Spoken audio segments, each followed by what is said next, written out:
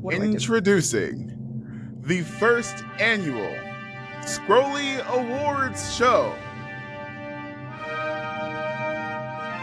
with your host, me, I'm Justin.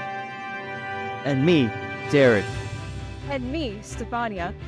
Welcome to the first annual Scrolly Awards show, where we, as a podcast, get to judge from the comfort of our homes the hard-working work of millionaires.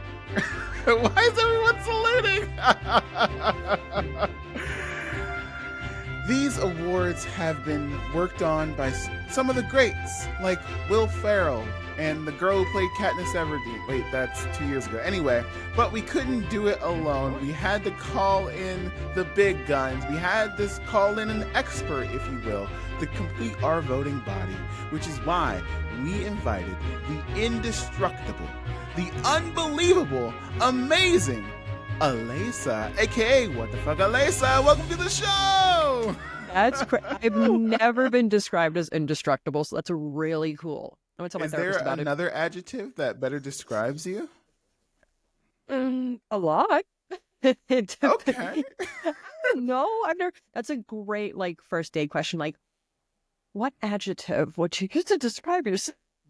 Yeah, that'd be good. Hey, I've been watching a lot of Love is Blind lately, so forgive me.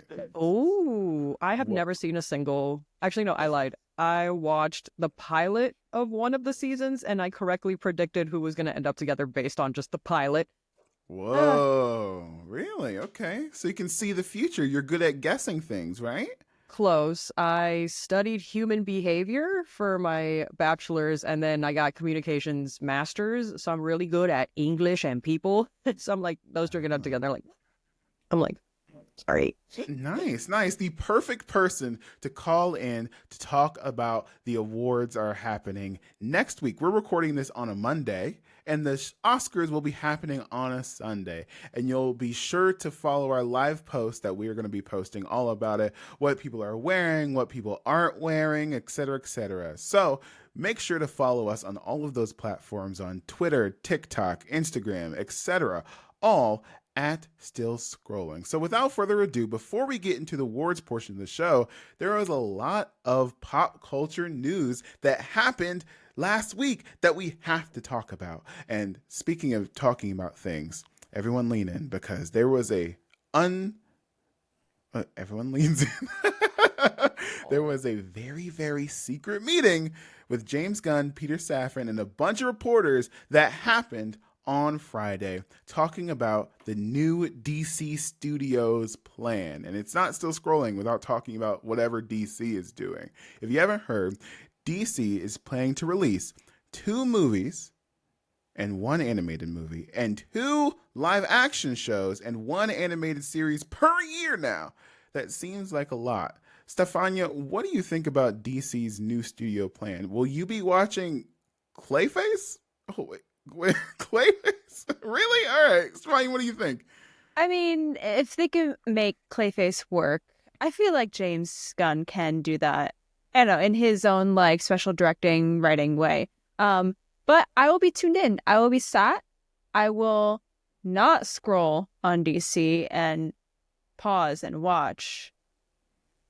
Interesting. All right, that's a little clunky, but I'll let you have it. Okay, Aleisa, are you a fan of DC properties, and are you excited for this semi-new plan that's going on? What do you think? I have a lot of thoughts, Justin. Okay, thank you so much. Long-time listener, first-time caller. So, I won't lie to you, team. I am a bit superheroed out, despite being a fan of DC properties. I grew up with Batman the Animated Series, Batman Beyond, the Superman Animated Series. That's the stuff I grew up on. I didn't delve too much into the newer stuff. I watched Man of Steel, Wonder Woman, and that's it. I'm not gonna lie to you. So, considering James Gunn's track record with Guardians of the Galaxy and all these other properties that he's done a really good job with, I'm yeah, I'll check it out. Why not? Not something I'm going to prioritize, but if I find myself in the theater, yeah, let's go see the Superman movie. Why not? Okay, interesting. So in this meeting, they gave a bunch of, I guess, projects that they're going to announce. I'll put it in the chat of all the things that they talked about. But those are included the new Superman that's coming out in July, a Supergirl movie, a Lanterns show, Clayface, Sergeant Rock, which is now not including Daniel Craig, the Dynamic Duo, and Peacemaker Season 2, and another Creature Commando Season 2. Derek, are you still scrolling on any of these projects? I think they are having their Icarus moment right now. Interesting. I think they are aiming way too high. And I said it before on another episode, like, get some stuff out there first and then start doing shit like this, and start announcing and having secret meetings. Aleisa brings up a good point. She's like, oh, I like James Gunn, maybe I'll check this out. I think there's a lot of people that feel that way, that if it wasn't James Gunn at the helm, or if it wasn't Zack Snyder at the helm, they are going to just be disinterested. So that could only get you so far if you now all of a sudden start releasing 7 projects a year, and they're like Sergeant Rock and Clayface and Creature Commando Season 2, and it's like half of it is animated, some of it is on TV, some of it is in a movie. So like a lot of that stuff that like Marvel got the complaints about, like you're doing too much, like I think DC is planning on doing too much because they're not even doing it yet. So I'll give it a chance. I'll watch it. I'll spend my money on it because I'm a nerd and I'm fiscally irresponsible. But, it doesn't mean it's going to be great. We'll see. It could be, but I have beef with this whole plan because remember back in the day when James Gunn said he was going to have a streamlined DC universe? Remember that good old tale? And now I'm looking at this list, and the problem is, so we have the new Superman universe, right? And now we have the Penguin and the Batman universe, right? So that's 2 universes, right? And now we have a Clayface universe that is not connected to the Batman, is not connected to the Penguin, and is not connected to Superman or Supergirl movie. So that's 1, 2, 3 new universes again. Do we really need a Clayface movie? Do we really need a Sergeant Rock movie? Okay, question for the group. If you could cut one thing from this list, you have the keys to the kingdom, what would you cut in the new DC slate? Batman. Question. You'd cut Batman? Batman? Absolutely not. The new Matt Batman. Reeves Batman? Yeah. I liked it. I'm a fan. You And I also like the hate Penguin. joy and love and happiness. You want to cut out the best Batman we've had in a really long time? It's just, look, I try to think about the potential of that universe, right? But just something's in the way when I think about it. Something's in the way. Oh my gosh. I didn't get it until you started singing. Yeah. No. Cut the feed. Seriously, cut it. Cameras. Cut it. Anyway, okay, cool. You're a supervillain, so Yeah. I'll No, hear I you just think- out. I just think So you I had just beef think- last episode, so be careful. that's true. No, That's true.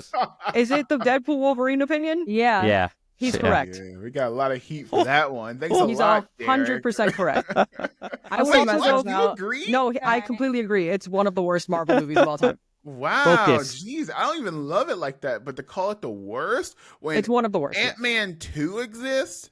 Yeah, I will amend my prior statement and admit that I forgot. Yeah, I forgot about a couple other movies. Or just how Quantumania exists? bad When they were. Ant-Man exists? I'm sorry. Yeah. I'm sorry. No, It's a you're lot. right. You're right. So I would say it's tied for the worst MCU movie.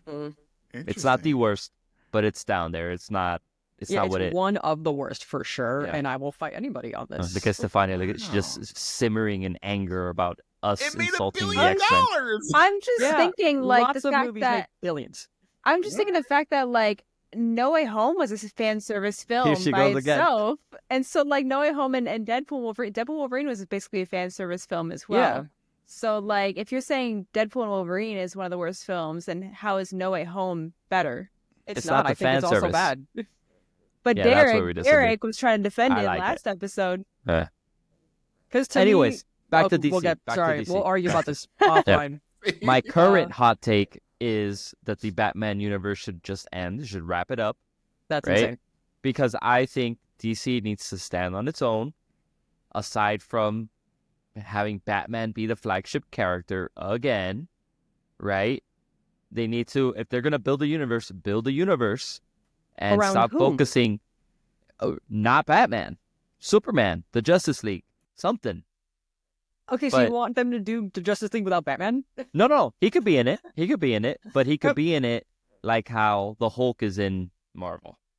You want Batman to be a side character in the Justice That's League? crazy. Maybe not a side character, but a not Part-time.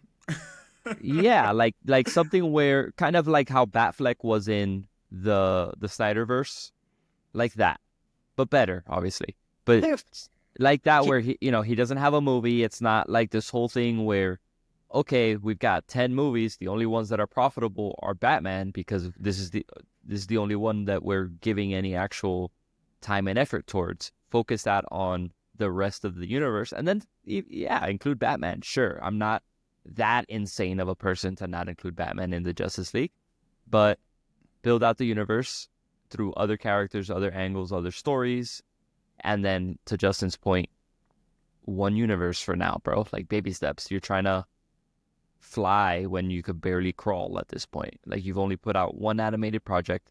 It was good. I enjoyed it. If that's like the pinnacle of what it's gonna be, then they're in trouble.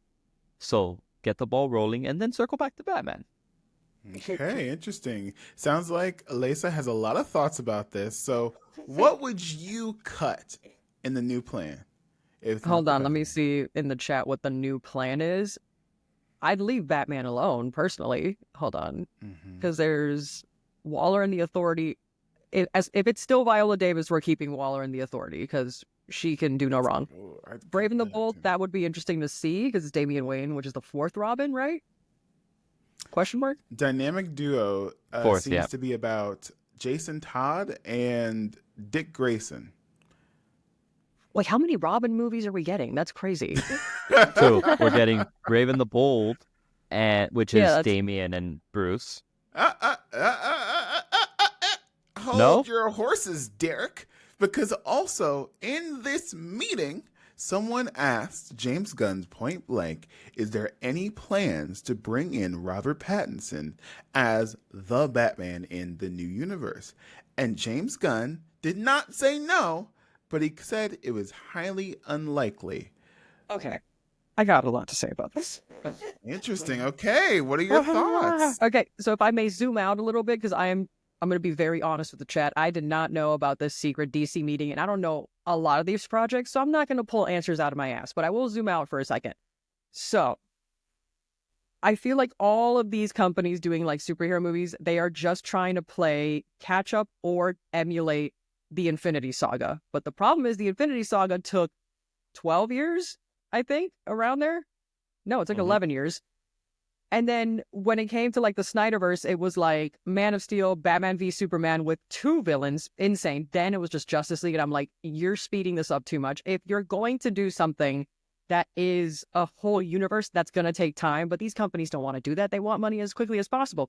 So dare I say, having 4 different universes, low-key refreshing, where they can just focus on 4 different universes instead of having one super long, cohesive thing. Because even now with Marvel properties, if you were to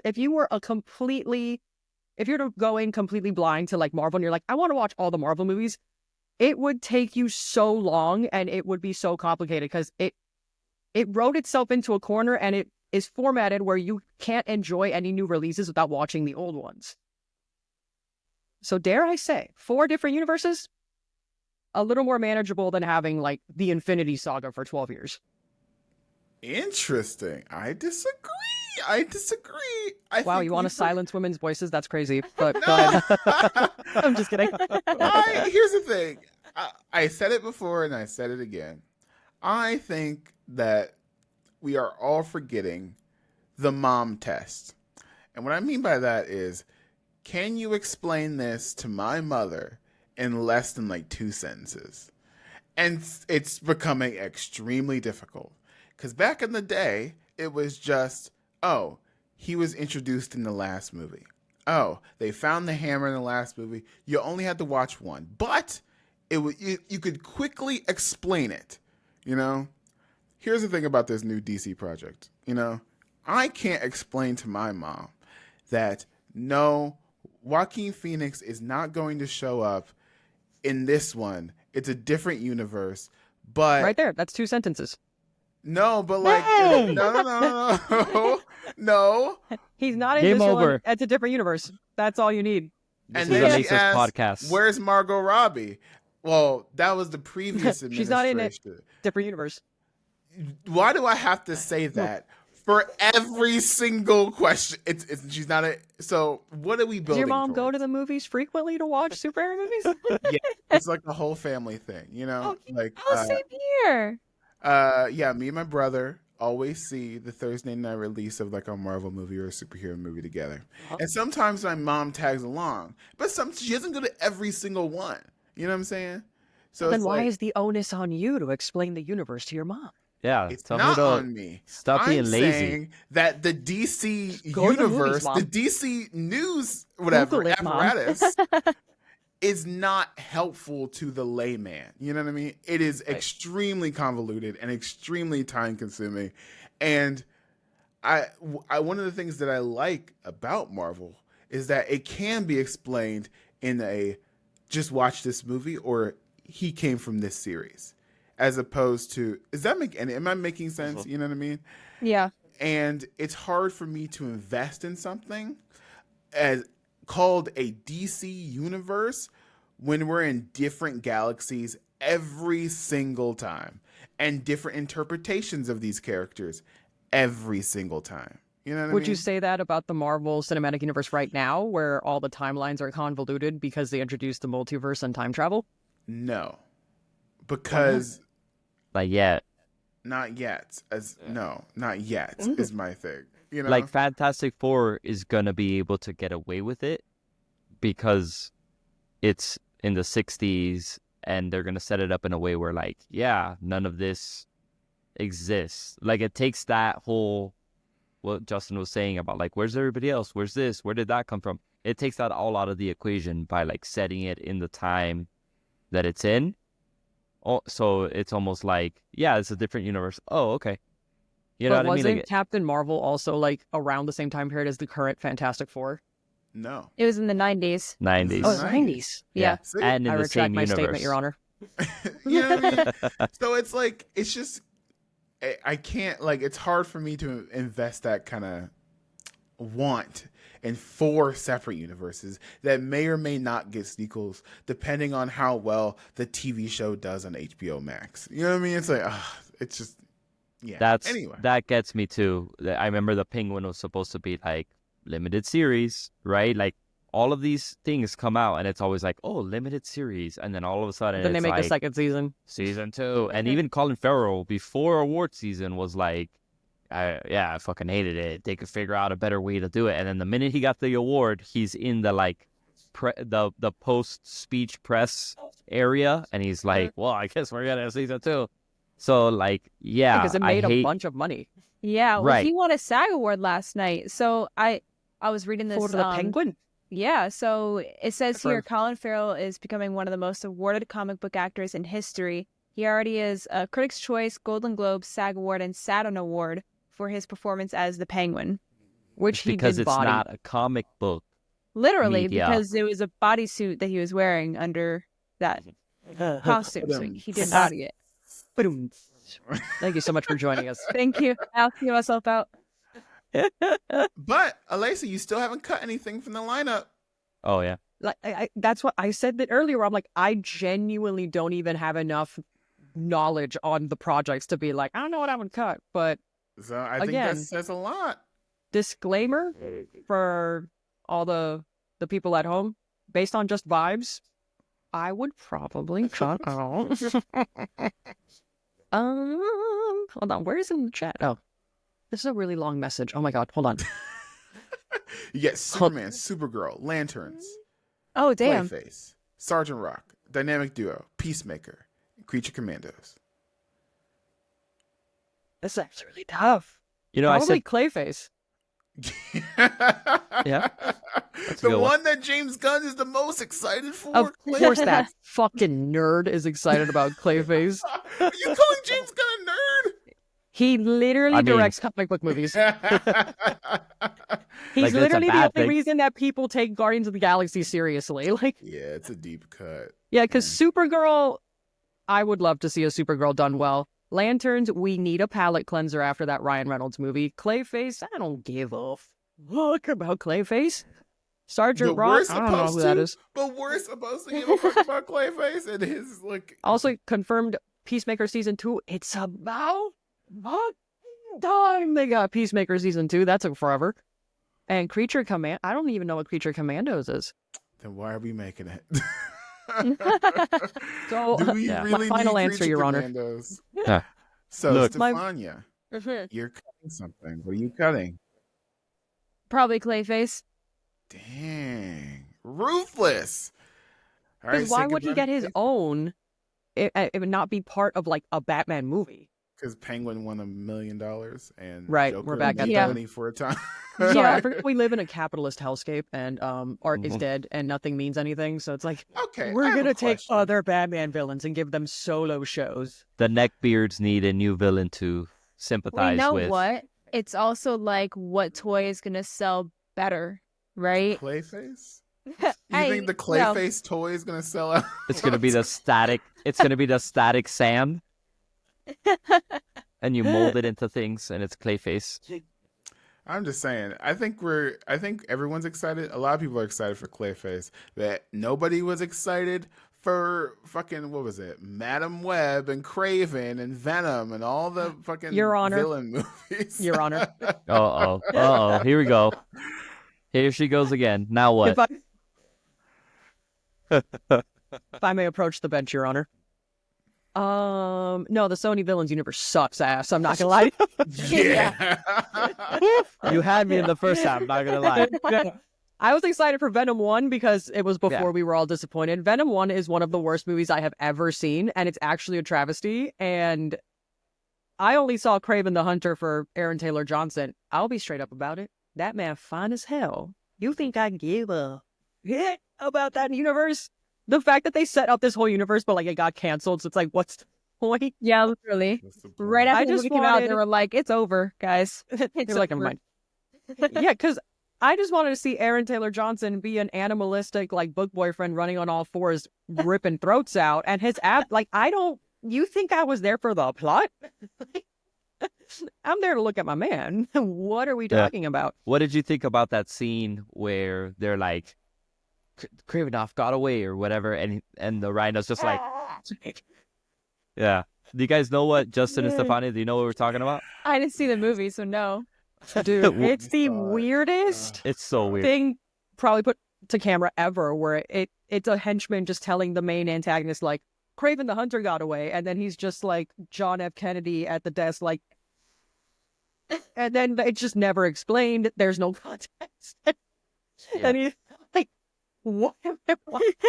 Literally, my sleep paralysis demon in the corner of my Honestly, room. That's the energy of it. and what makes Yeah. me so sad is that if the Sinister Six was done well, it could have been awesome. It could have been Yeah. it could have been so good, but Sony will not release their death grip on Spider-Man. No. And that's why we Would cannot, you? Would you?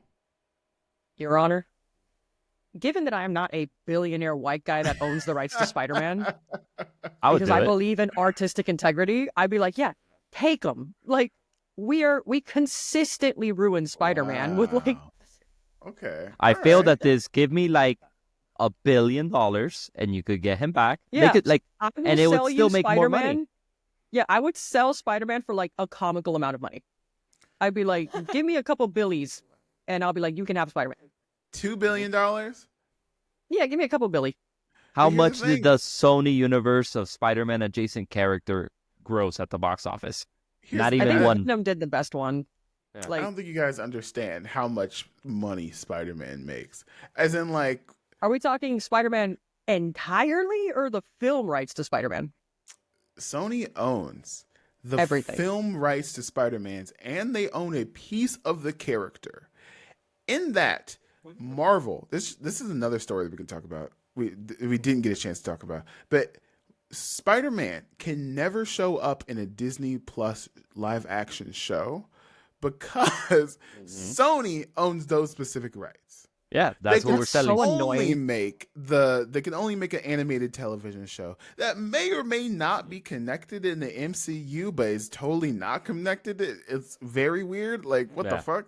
Like, Yeah, they retconned the connection to the MCU in Venom 3, I think, that they were just like, just kidding, we're not doing that. And I'm like, what the fuck? Yeah. No, for was like, no wait, no. reason, too. Wait, stop. I want to see Spider-Man. no. Yeah, it was not. So then I'm like, what's the happen. point of the Sinister Six then? If like you were like, just kidding, we're not giving Spider-Man to the MCU connection. Like it. Because if I were a Sony executive, if I was evil, I would prey on your want for that to happen.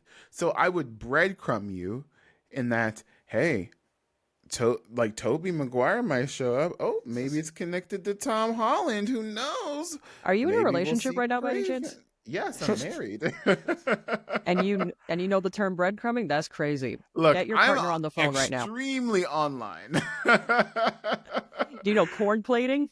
I do. That's what the fuck? Hey, Rick, you're not Hey, yo. you're not as online as you think then. Corn plating's another term for film analysis that just came up because it means when you have run out of things to analyze in a movie, so you start pulling shit out of your ass. And it came from the movie Encanto, where people were like, oh my God, she's holding a plate of corn because she's Colombian. And then people were like, all right, now we're corn plating. So now whenever it's like an analysis that's so ridiculous, it's like, okay, you're corn plating right now. Oh, Okay. The I more like you that. know now. There's corn plating, there's adding midichlorians, and there was another one. Oh my God, I don't remember. Jumping the shark? Sorry, you cut out. What? Jumping the shark? Jumping the shark. There you go. Thank you so much. So, now you know. Anyways, I think I've talked enough about superheroes. Let's talk about some other things that are going on Fyre. Derek, what have you been scrolling on this week? I heard there's a hot new festival coming to town. Yeah, Fyre Festival Part 2 is officially open for ticket purchasing. And it's run by the your same... ticket? I did not, because I am not a gullible person most times. But yeah, it's run by the same guy, the same person, Billy McFarland, the same person that went to jail over what happened first time around, where they threw a festival with FEMA tents and bread and cheese sandwiches in a random island out in the Caribbean, right? He was fresh out of jail. He found some new investors to help him put it all together, and Jesus Christ. less than, I think, 2 years after he was out of jail, they already got the sequel to Fyre Festival. Okay. What I want to know is who would go to it and who would perform at it. That's what has got my You'd be curiosity. surprised at who Yeah. would go to this festival. Literally. Right. Like, it's You're one going, of those cases. Stefania? Oh, hell yeah. I'll That see sounds you like there. you're trying to ease us into the like news that you bought your tickets. You know, like, oh, Yeah. you'd be surprised. It's It's like they said Blink-182 was going to go this time for real. Because they backed out last minute. For good I'm trying reason. to see where it's going to be. Where the island... Okay. Oh, on the island Great Exuma in the Bahamas. How much would someone have to pay you to go to Fyre Festival 2? Not a single dollar amount. Yeah, no. There's Okay. no money on earth you could pay me to go to Fyre Festival. $100,000. Absolutely not. Pay me to go? $500,000. Yeah, pay you to go. I mean, it's shit. I'm broke right now, so $500,000. Okay, do Yeah. I survive at the end? Like, do I live? That's to what I'm make it saying. on I'm the like, island? That's I could the game. possibly die. fuck it. Fuck That's it. It's I'll like still go. games. Like, I don't Fyre know. Festival 2, Squid Game. It could happen. I'm just saying. Stefania, how much would someone have to pay you? 10,000? No, that's too little. 50,000. I'd probably say more like 500 grand. 500 grand to go to Mhm. Fyre Festival too, and Yeah. possibly get heat stroke. Oh yeah, well, Possibly die. It's in Mexico, so I should, No, it's in the we'll be Bahamas. okay. No, that was the first one. I read it wrong. Oh. It's actually. Yeah, I was gonna say, I'm like, I- Bahamas would let them do it again? they They no, it's almost an island in tanked Mexico. Bahamas' economy. Like, it's crazy. Yeah, Okay. I'll survive. I've been to Cancun. I'll survive. Oof. Oh, yeah, okay. All right. White girl Fine. saying, "I've been there, Cancun. I'll With the survive." heat, bro. With the heat. That's what I'm trying Oh, to say. okay, gotcha. Okay. All right. So there's no dollar amount, Aleisa, that would convince Absolutely you to not. go. $1 million. I literally am not staking my life and Fyre Festival too for any amount of money. Oh, but the story, the content, The Yeah. $500,000. the imaginary monopoly money I'm giving you. First of all, like, if they have half a million to give me, I'd be surprised. Truth. I bet they don't even have $2. Damn, I just- she's been grifted before. You can tell. Damn. Have you seen the prices? It's I mean, you gotta make $1,400 the to hurdle. $1.1 million for a Just to ticket. say. For ticket and packages, yeah. $1,400 Falling for this 1.1 again is million. crazy. Like, there's no way. 1,400? That's the starting price. Wow. 2,000 tickets will go on sale beginning February 24th. Ground floor is 1,400. It just says 1,400. That's just the range of prices. I don't know what it's for. That's insane. Is Ultra that, Music Festival is not even that high. Like, is that more than Cowboy Carter tickets? I don't even know. I'd say Whoa. the base price is probably like the max price of Cowboy Carter. Whoa. Well, if you could Jesus. afford I'd be Probably. surprised. Cowboy Carter tickets, you can afford to buy a house. Okay. What? I Don't know, did. it's just one of those. That's just one of those like. It works. It's just one of those like you damn kid posts I saw, and it reminded me of that. Oh, this is the $1 million price package. This is what you get. You will be on a boat, have the luxury yachts that we partner with who will be docked and parked outside the island. 1.1 million to be That's on it? part is crazy. Oh, you get to scuba dive with him. And you'll be bouncing around With to Billy other islands. McFarland? Wait, you get to go to other. You get to go to other islands and other countries on small planes. Oh That's my what's god! in the 1.1 They're like- million. They're like, we Yeah. didn't have enough safety hazards before. We're gonna get planes. Yeah, with the Like, plane take 7 a helicopter tour. What? Imagine killed having. Kobe? The kill Imagine- Kobe is Whoa. wild. Oh my god! Wild. Rest in peace. R.I.P. Kobe. I miss him every day. Genuinely. I still yell Okay. Kobe when I do like a shot. That's true. Kobe. That's true. Stefania, do you know what that is? Kobe? Yeah. Okay, I'm Wait, making what? sure. You're the age gap. You know, you're a child. I am not that young. Okay, she's I know. 25. Guys, I'm Alright. kidding. I'm Wait, kidding. how old is Justin? I am 30. All right, we're fine. We're fine. Wow, Oh, so dude, I'm- Derek, you're old. Oh no. I thought Justin was older than me. What? Do I look Yeah. like an old motherfucker? Yeah. That Yeah. does not crack. Yeah. What are you I talking thought. about? Yeah. Damn. This is a very humbling moment, and I'd like to apologize to those who have been affected by my inconsiderate words on age. Wow. Please This is respect my rough. privacy at this time. We've reached out for comment to his estate. He will not be speaking to press right now. Damn. Speaking of bad press, I have a good feeling this is going to be a bad time, but not in a fun way. Bad time. I think Yeah, it's like Like- a bad time. yes. We as in, got like, not people one, be in not two. danger. But 3 documentaries on the last Fyre Festival. Like, I think Yeah. people will go in wanting trouble. They want the big bad thing to happen, and I think unfortunately people will cause that bad thing to happen. Yeah. You know what I mean? I feel It's like if you Ray have said.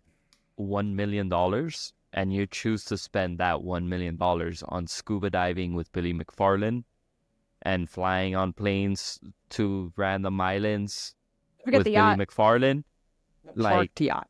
and just hang out on parked yachts. Yeah, like I just feel like that's a lesson. That's the universe. That's God. That's Darwinism. Whoever. Yeah, Surely. Darwin.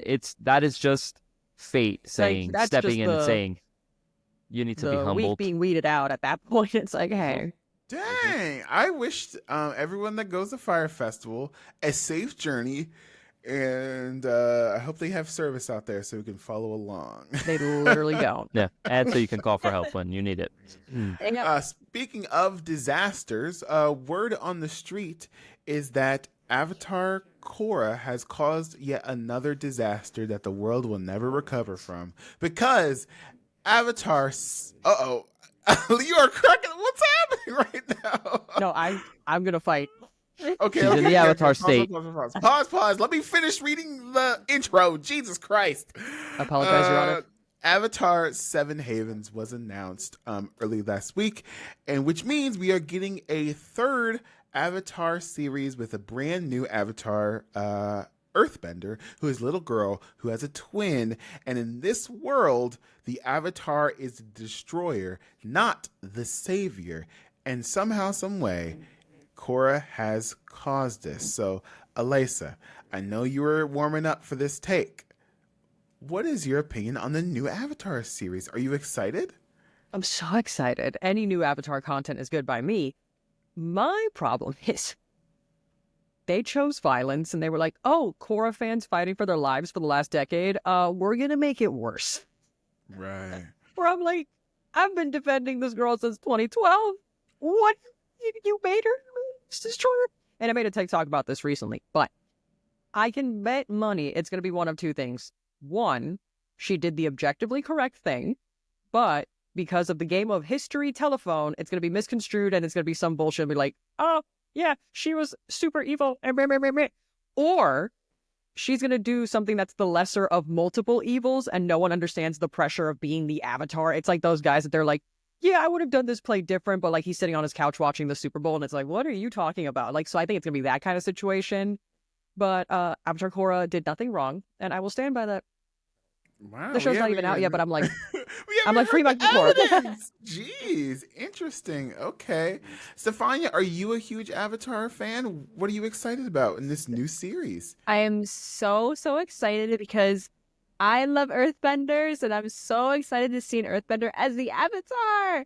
And I will also defend Korra because I actually liked that show, and a lot of people didn't really enjoy it that much. I enjoyed Legend of Korra. But that being said, I'm glad we're getting a new show. What Aleisa was saying before, one of those two things, the theories she was giving about why people might hate Korra or the Avatar in general, those are really good points that I think could happen as well. And I just want to, one more thing. I love Earthbenders so much that I actually have Avatar Kyoshi just up there, a Funko Pop. She's like, you can't see her, but she's a glow-in-the-dark Funko Pop, and I saw her at a con one day, and I was like, I need you. So I just want to throw that out there.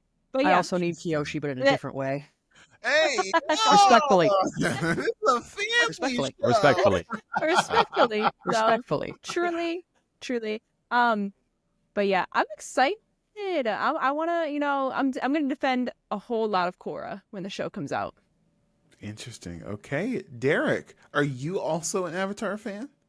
Is Korra the one that was born from Sigourney Weaver's Avatar body?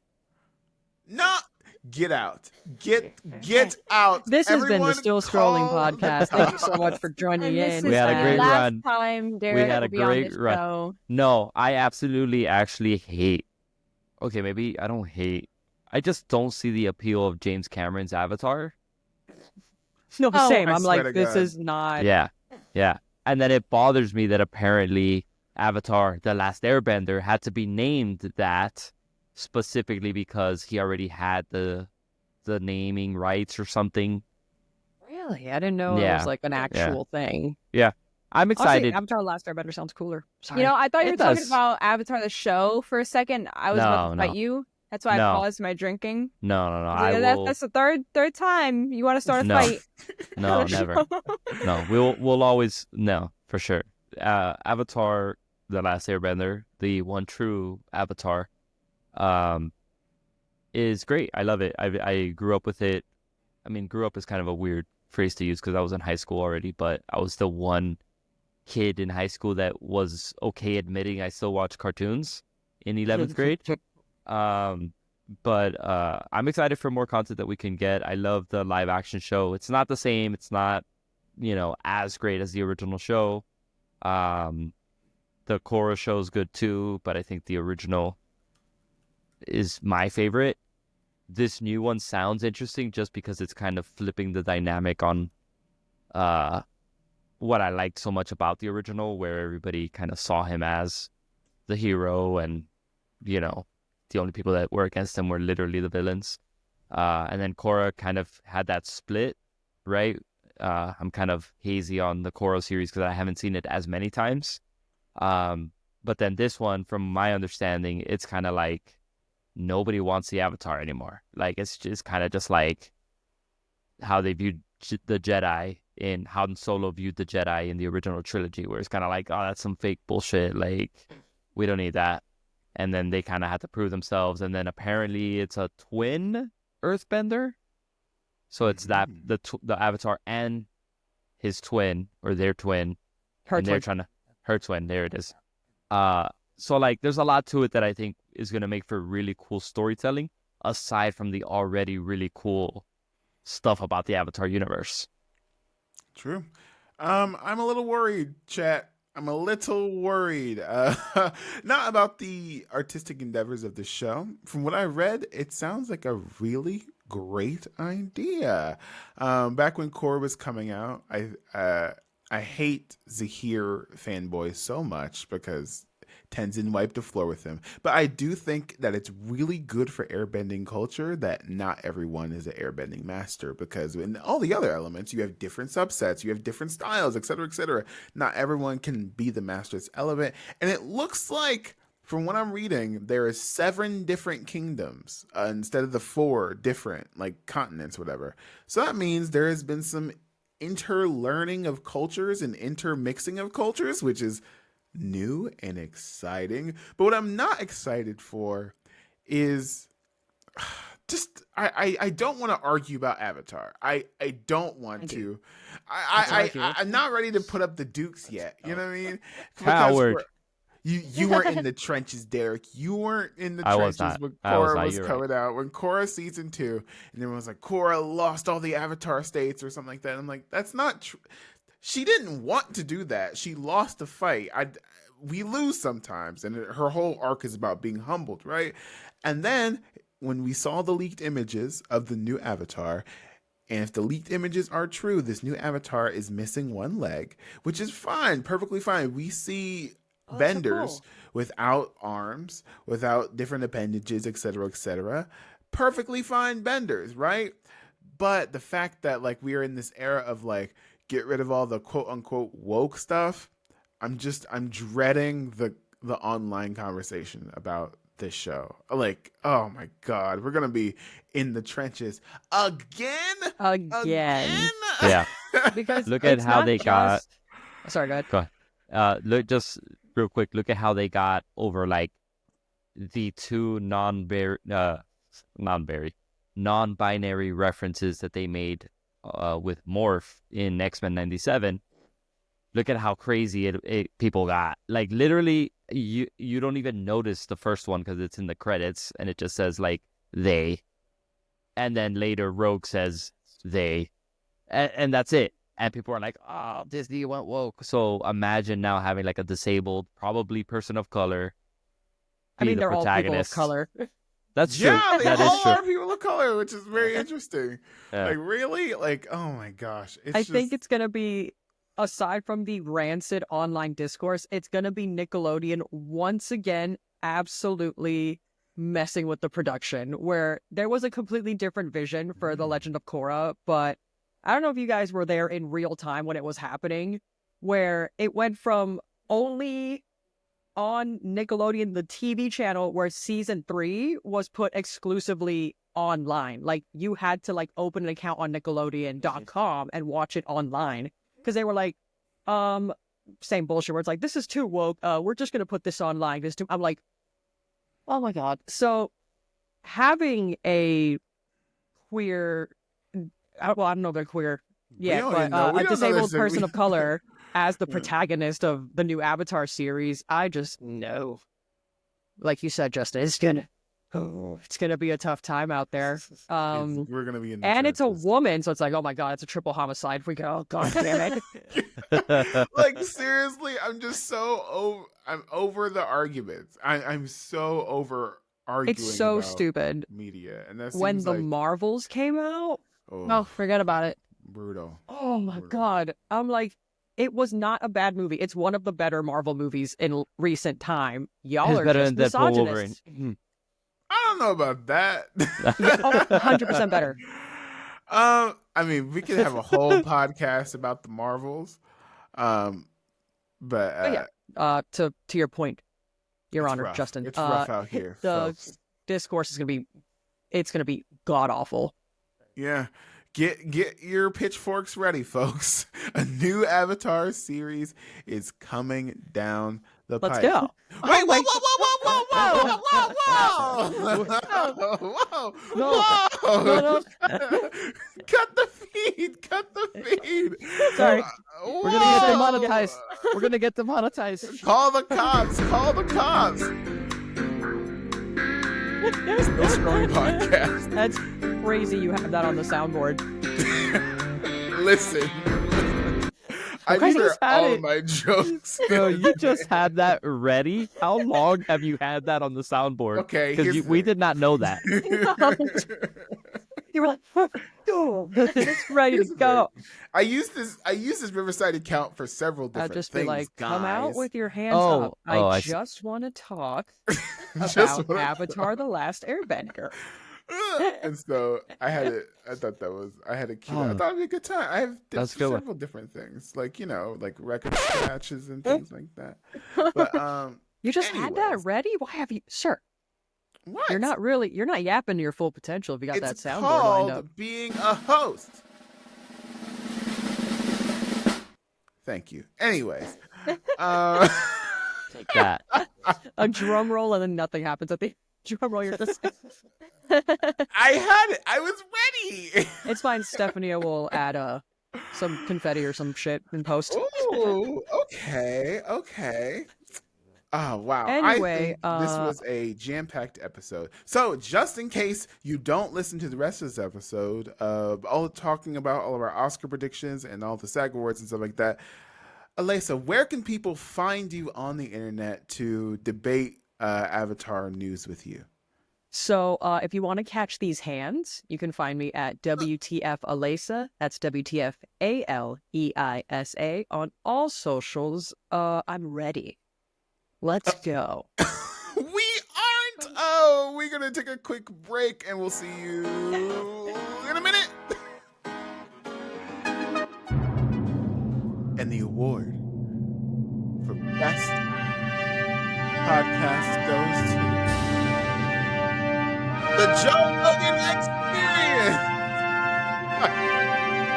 Oscar there. This is the Scrolly Awards, the only award show that you haven't heard about yet. And we are going to give you our predictions and guesses for what's going to happen at the award show, the big one, Oscars, this Sunday. We have seen almost every single Oscar-nominated film, and we have so many opinions about them, and we couldn't do it without our wonderful friend and guest, Aleisa. Thank you so much for joining us. Thank you so much for having me. I'm so ready to start a fight with you guys over the Oscars. It's For a dream fun? come true, really. Thank you so much. Okay, all right. We have so much to discuss. So let's start off easy and let's talk about in general. What do you think? What do you guys think of this year's Oscar award season? Like, there was a lot of turmoil, especially with Amelia Perez and stuff like that. But are we shaping up to have a good show this year? And the Woodley Awards go to the right people. What do you think, Aleisa? Okay, so I think the nominees this year are such a goddamn mess, where I am very excited Whoa. to see how this goes, because there have been some Hall of Fame snubs this year, which make zero sense. The Substance not getting a nomination for Best Score in any award ceremony, to my knowledge. Challenger's not getting nominated for Best Score, also insane. And there's a lot of acting snubs. Lily Rose Depp should have been nominated. Bill Skarsgård should have been nominated. And it's... I think it's going to be the polar opposite of the Grammys. The Grammys were one of the best shows we've had in a very long time. And I'm like, wow, this is so crazy that this was like a nearly perfect Grammy ceremony. And now we're going to watch the Oscars.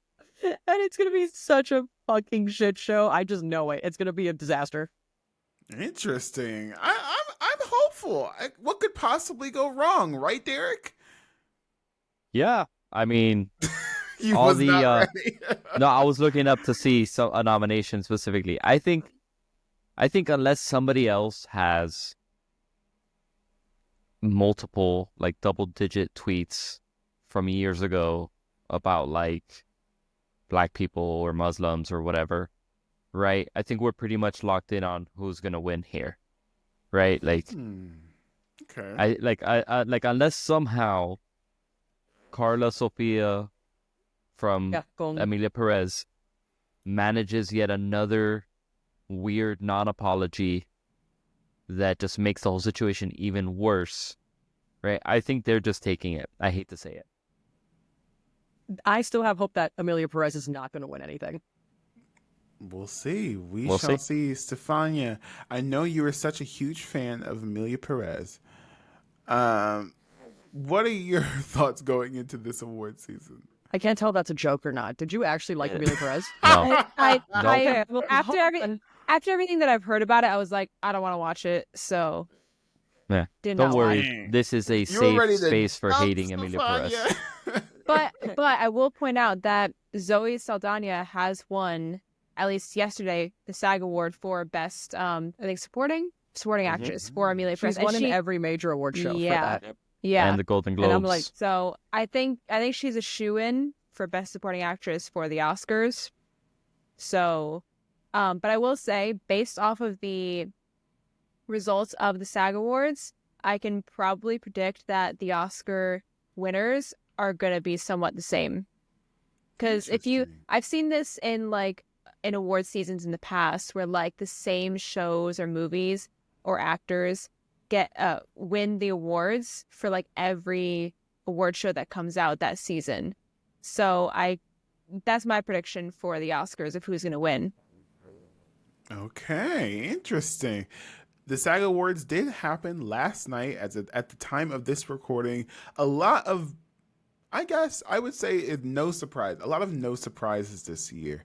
Like Kieran Culkin still took Best Supporting Actor in a Drama Series. I think that's a specific category. You got it for a And real well-deserved. thing. He has cleaned up this award season specifically, like really, like easily, in my opinion. But there was like a couple surprises. Specifically, Conclave won Best Cast Ensemble in a Motion Picture.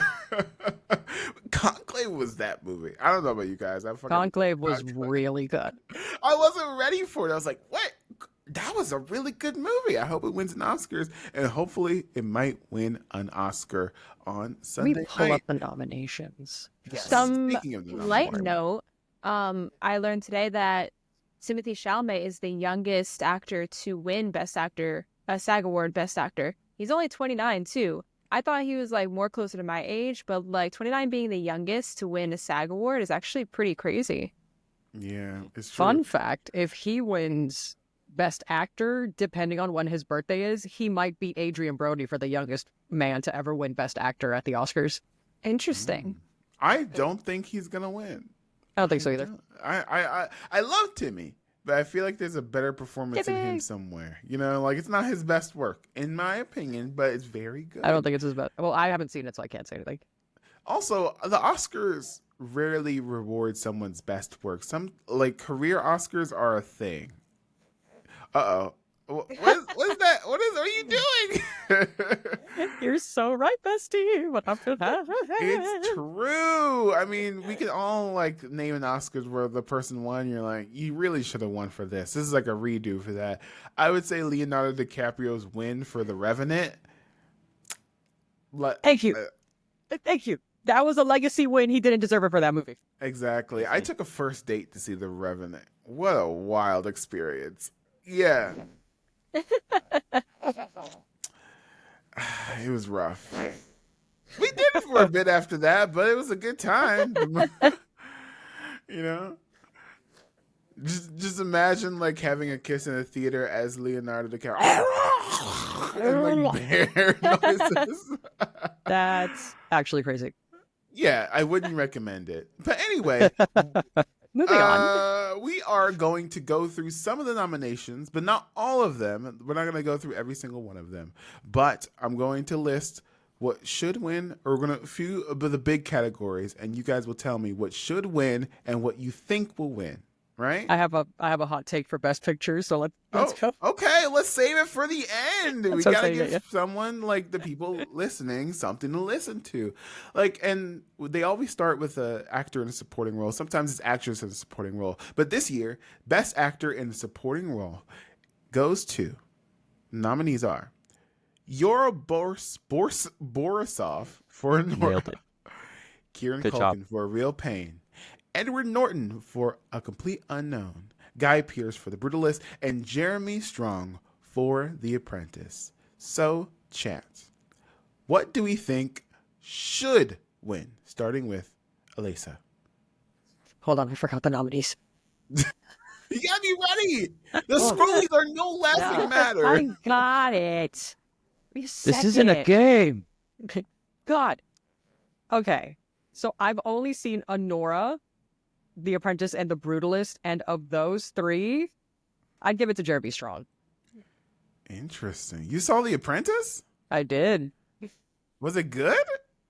It was really good. So, Really? So when Sebastian Stan got the Golden Globe for Donald Trump, I'm like, that's well deserved.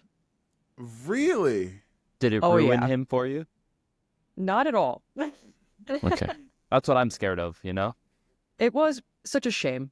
And I say this with all the respect in my heart, Sebastian Stan, known lover of this podcast. I was like, wow, we get a spicy scene with Sebastian Stan. He's in Donald Trump cosplay. This is not what I wanted to see today. So Oh, God. I don't know if that makes me want to watch it more or Yeah. less. Okay, because Derek. I'm like, not going to show him enough. Interesting. All right, Derek, what do you think should win for actor in a supporting role? This one's tough because I love Kieran Culkin so much. So I'm just gonna like, it's not nepotism, but I'm just gonna like very openly vote for him to win. You're biased.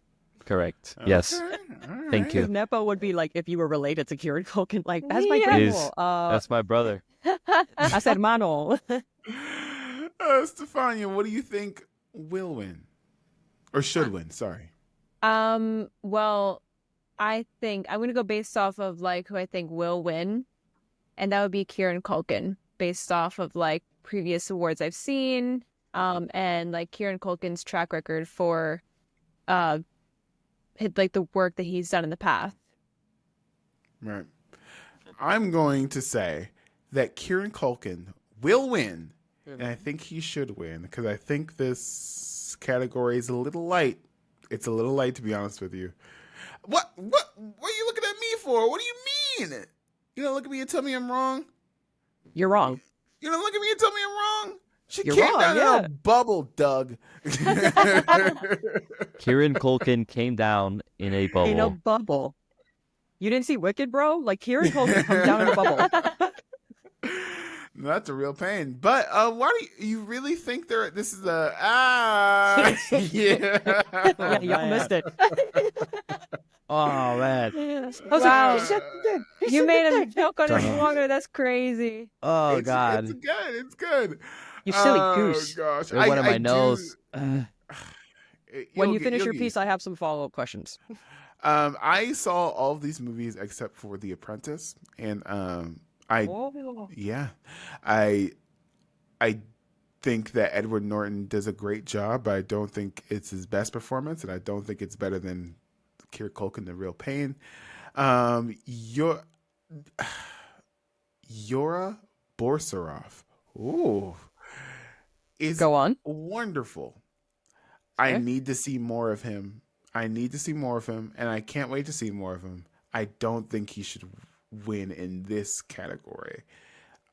I loved how he was able to do a lot with a little, but I don't think that puts him over Kieran Culkin, who kind of literally steals the movie.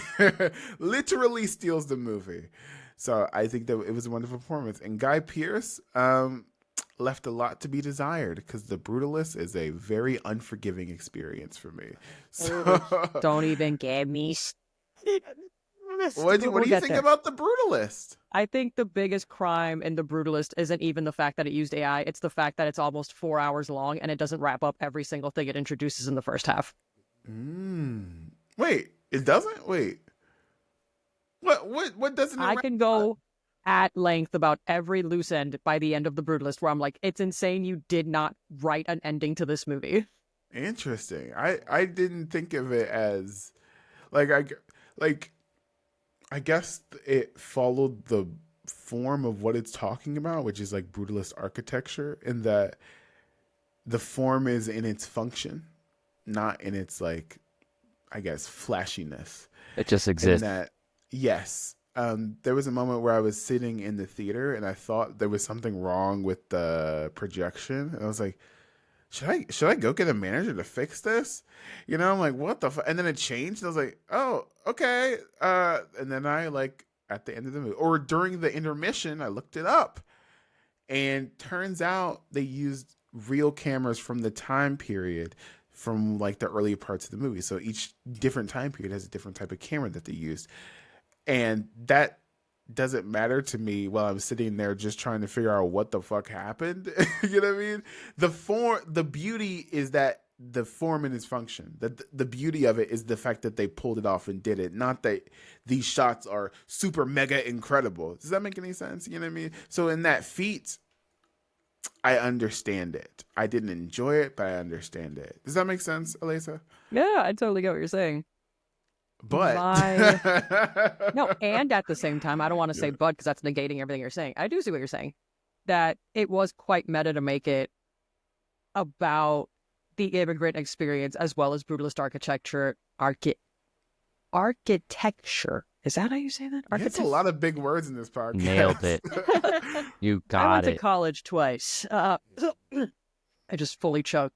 So yeah, I get the meta messaging of the whole point of brutalist architecture was to make a more permanent home post-war and all that. And visually, of course, The Brutalist is a stunning movie to look at. I think it's gorgeous. I also think that the first half of The Brutalist before intermission is extraordinary, where I was almost fooled, where I was like, maybe it will be necessary to be 4 hours. And then the second half happens, and it just becomes so nonsensical and gratuitous trauma porn, where it's like, how do we traumatize Adrian Brody as much as humanly possible for the next hour and 45 minutes? And that's why I just didn't like it, because we're just messing this dude's life up. And so many things are never resolved. And it bothers me, because I'm like, this is half of a 9-to-5 workday of me sitting in the theater watching The Brutalist. Right. So that's why if The Brutalist has no haters, I'm dead. I don't think it was unnecessary, though. Not that I want to see that very traumatic scene that we all know that happened in The Brutalist. I mean, spoilers for all of the Oscars nominated movies, right? And I guess. Trigger warning to the listeners that we're going to be Massive talking trigger about warning. Sexual assault. So if that's not into you, like if you're not into that, perfectly fine. Skip ahead. Maybe like 2 minutes before we talk about the specific section. But Adrian Brody's character does get sexually assaulted by Guy Pearce's character, right? And not that I want that to happen, but it made sense within the movie, because Hello, Guy officer. Pearce's family and oh no, not me.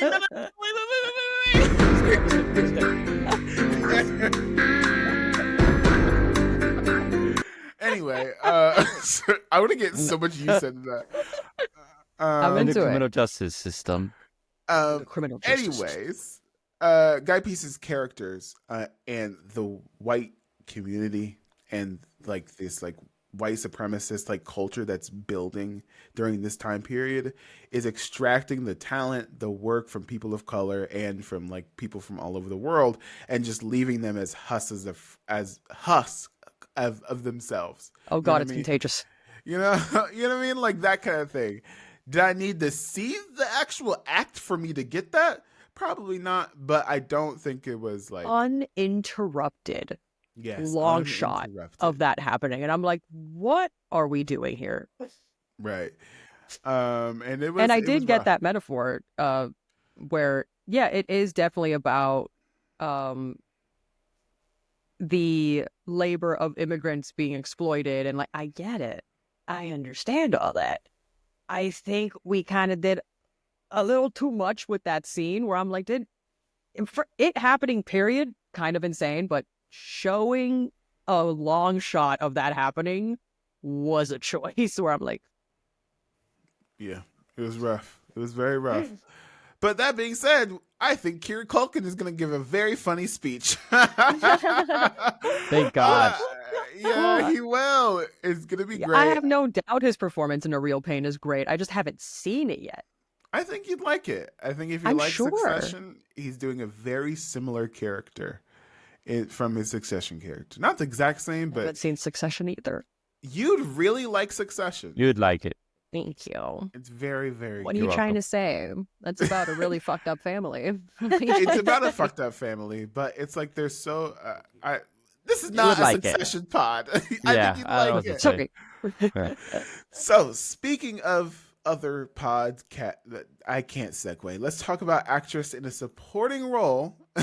And the nominees are Monica Barbaro for A Complete Unknown, Ariana Grande for Wicked, Felicity Jones for The Brutalist, Isabella Rossellini for Conclave, and Zoe Saldana for Emily Perez. Perez? We're not sure yet. Emilia Perez. But the director says hold it on. differently, and it Yeah, frustrates he's me French so and he doesn't much. speak Spanish or English almost. Oh, Yeah, gosh. it's the Like, everybody. correct me if I'm wrong, he like does not fluently speak English, right? Yeah, he's French. Like full, yeah. That's He's a because I'm French like, I don't old want to man. say, Yeah, because I would not like, if I'm going to talk shit, I would like to be accurate. He's not fluent in English. yeah. He could talk. We He don't could speak know. English, but it's very Okay, much no, so like he does speak English. Okay. yeah. He's a French guy though. He doesn't speak Spanish. I apologize for the incorrect quote in the beginning. But I will say, I think, not unfortunately, because I could not finish Emilia Perez, I think Zoe Saldana is going to win. And I'm not going to say should win, because I couldn't finish Emilia Perez. I could not finish it, unfortunately. I didn't even try. I tried I was like, so no. hard. I was like, I was going to Mexico the other, like 2 weeks ago. And I was like, you know what? This would be a great time for me to watch Emilia Perez. Like, catch up on all. I was on a That's so plane. basic of you. What? I'm going Okay. to Mexico. Let's watch a Mexican movie. That wasn't I'm- the point. I was catching up on the Oscar movies, okay? Technically, it's not a Mexican movie though, so you're good. That's It's part actually of a the, French movie. Yeah, Insane. that's part of the issue. And so I started watching it. I was like, okay, that's kind of fun. This is like kind of what, and then the doctor scene that's going viral on Twitter is happening. And it was very difficult to sit through, especially on a plane with a person sitting next to me. And I was like, you know what? Let's just Turn. So I believe, Stefania, you've seen Emilia Perez. Have you seen it? I saw it and I absolutely loved it. I Really? don't know what you're talking about. Okay. So all I'm right. gonna say that actually Felicity Jones is gonna win for the Brutalist. I don't know about that one. I don't know. I'm gonna say that Zoe Saldana is gonna win for Emilia Perez, and I did not watch that movie, and I refuse to, at least right now, for how terrible I've heard it was. So I'm good Dang. with just seeing memes online. Thank you. Derek, what did you think of Emilia Perez? But specifically, who do you think will win actress in a supporting role? I think Zoe Saldana is gonna win it. I think the movie in general has a lot of I guess when it came out, and I guess because normal people don't really exist to the liberal elite in Hollywood, they think that this movie did something. They think that this movie did something for the trans community, for Mexico, and it didn't, like, at all. I don't think I've met one, not even Mexican, just Latino person that looks at it and says, that's a good movie for Latinos, right? I don't think I've seen a trans person or LGBTQ person look at that movie and be like, great for us, So, I just think that it's going to win because of this perception that the people that are casting the votes have. I will say that I guess Zoe Saldana's performance wasn't terrible. It's not like she's getting it and it's a bad role. It just shouldn't be in the conversation, though. The movie itself shouldn't be in the conversation. I think if you were going to nominate a movie about trans issues, I Saw the TV Glow was right there. You could have nominated that. I did not enjoy that movie. I understood it. Wow. I did not. I did wow, not that's enjoy crazy. it. Oh my God, you hate movies about trans people. That's No, crazy. wait. I understood it. I understood the messaging. I just didn't have a good time. And not every movie has to give you a good time. Not every movie. No, yeah, I Saw the TV Glow is not a fun watch. Like, that's a movie that it literally ripped my heart out of my body, and I cried violently for 20 minutes after. Like, it's not a fun time. I am saying, better movie about trans people than Emilia Perez. You're not wrong on that one. You are not wrong. But I do think what should win in this category, I think Monica Barbaro completely knocked it out of the park as Joan Baez in the Cleveland. It was really good. She was probably my favorite part of the movie. She's the same girl that was in Top Gun Maverick. Oh, I know, right? Oh my God, hold on. She was, I hate that I'm saying this, but she was the female pilot. She was like the one. What is that supposed to mean? Oh, yeah. I think I mean that there should be more women in the movie, so I could give her a different title. But Fair enough. Yeah, but what would you say? The really first good. one of the women? Okay, here's the thing. There's the female pilot that she plays, and then there's What's her name? Tom Cruise's girlfriend, bartender. Oh, That's Tom about Cruise's it. girlfriend, Guys. the female pilot. Jesus. I don't even know their names. Wow, crazy. Justin. My God. It's been a minute since I've seen Top Gun Maverick. Okay, but Monica Just Barbaro. busting your balls, Justin. It's all right. You're a good kid, Justin. We're just busting your balls. People are getting canceled left and right out here, especially black guys with glasses. I gotta be on my P's and Q's. Yeah. That was a TikTok joke, but I know. Don't quote the dark magic to her. She I was there when it was written. Oh my gosh! Remind me to invite Christian Divine in this podcast. You guys won't even tell us apart. It's very funny. I kind of want to see Ariana Grande win this just to see her give a speech. I don't think she should win, and I don't think she will win, but I think it'd be fun to see her give a speech at the Oscars. What do you guys think? I think they just legally had to nominate her also because they nominated Cynthia Erivo. Because Cynthia Erivo deserves that nomination. And I would not be mad if she won it. She did an absolutely phenomenal job in Wicked. Listen, I'm not an elitist here, all right? Ariana did an amazing Galinda. Fantastic Galinda. But she's no Kristen Chenoweth, and I'm sorry. I'm sorry. I like her better than Kristen Chenoweth. And that's fine. I'm sorry. That's okay. Wow. Yeah, But but here's the thing. did Cynthia Erivo do better than Adina Dazeem? Adele Dazeem. Honestly, I think This is such a hot take. She did. I think the performances are not comparable. I was just trying to make a John Travolta joke. Y'all popping off here. But Idina Menzel is a great. That's the blueprint. Oh no, Idina Menzel is the greatest to ever do it. But Cynthia Erivo brought such a different and equally amazing energy that's like it's just completely two different alphabets. That's valid. When you see like when the touring production comes into town, and I would say 8 times out of 10 they are doing an approximation. Oh my god, approximation. There's a gas leak in the podcast, guys. Oh, We are all fighting for our lives. We're The in 4 different radon. locations. The radon has leaked into the building. Please tell my. Man, it's rough out here in these streets. They're doing an approximation of Idina Menzel, and you can't say Right. that about Cynthia Erivo, Exactly. She did her own thing. especially It's how because so many Jokers are just trying to emulate the Heath Ledger Joker. Mm. And then Cynthia Erivo did her own thing because so many people are emulating Idina Menzel's alphabet. Because again, she's the best alphabet ever. Do it on stage. Mm-hmm. And so, well, actually, that's a great segue into Best Actress in a leading role. We have Cynthia Erivo for Wicked, Carla Sofia Gascon for Amelia Paris, Mikey Madison for Honora, Demi Moore, The Substance, and Fernanda Torres for I'm Still Here. I think that Demi Moore will win and should win. You agree with me? I agree.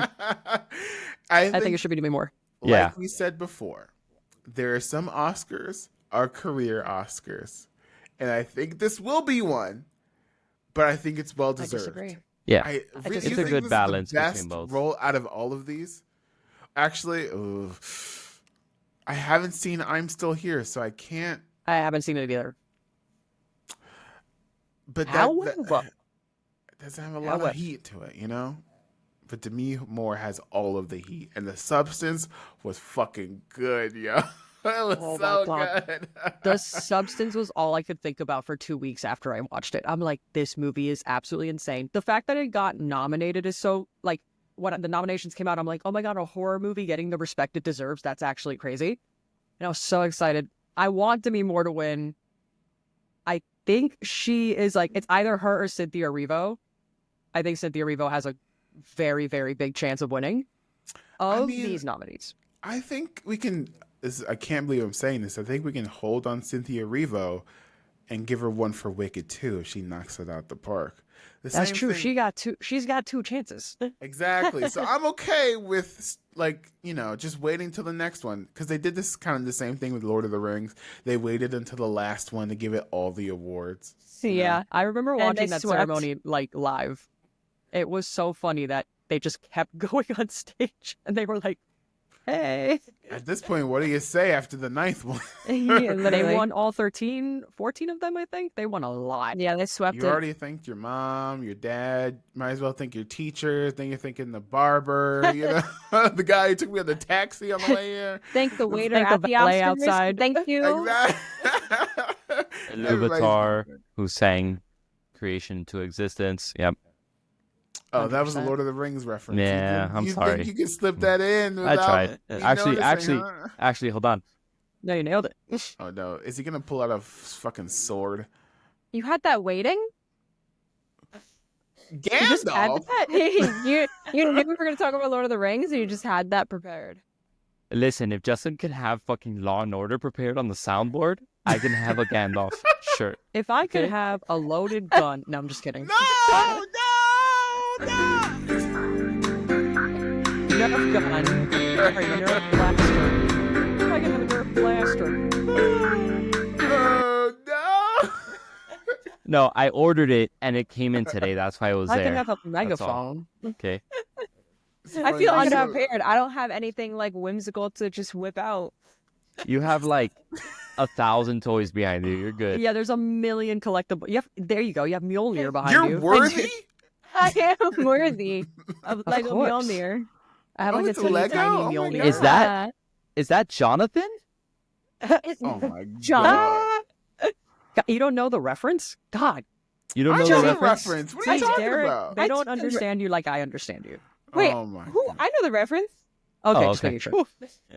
I gotta Anyways, Not us gatekeeping jokes for the MCU. Anyway, what's up, Justin? the scrolling goes to actress in the leading role Demi Moore, and I think we're all pretty happy with that. You know what you think?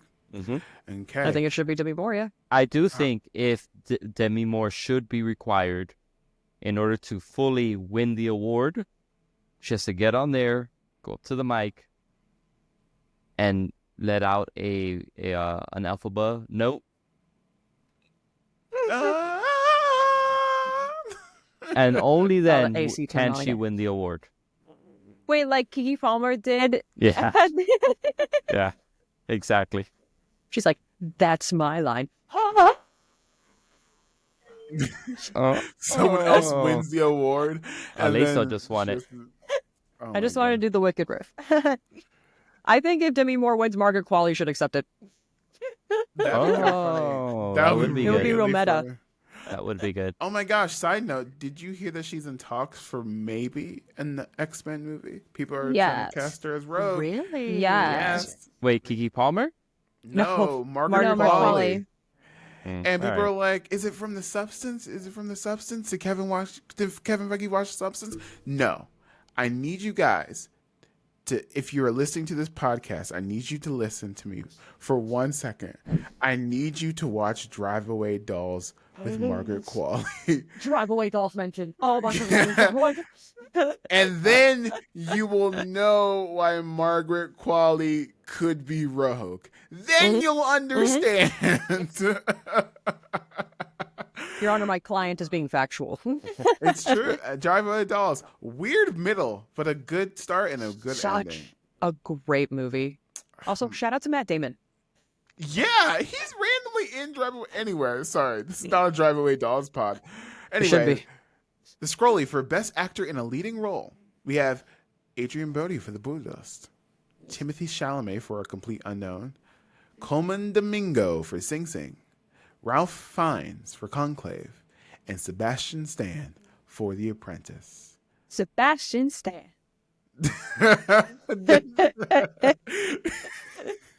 Are you doing the Anthony Mackie Yes. thing? Guys, Or in space. oh gosh. And the fact that he Stefania. doesn't know the face meme, like they showed it to him and they were like, yeah, you make the same you have a silly face. And he's like, I don't know what you guys are talking about. I'm like, You that have makes a it funny. secret. You have a secret about you, about someone. Everyone So he knows. shared a picture of like him in the mask.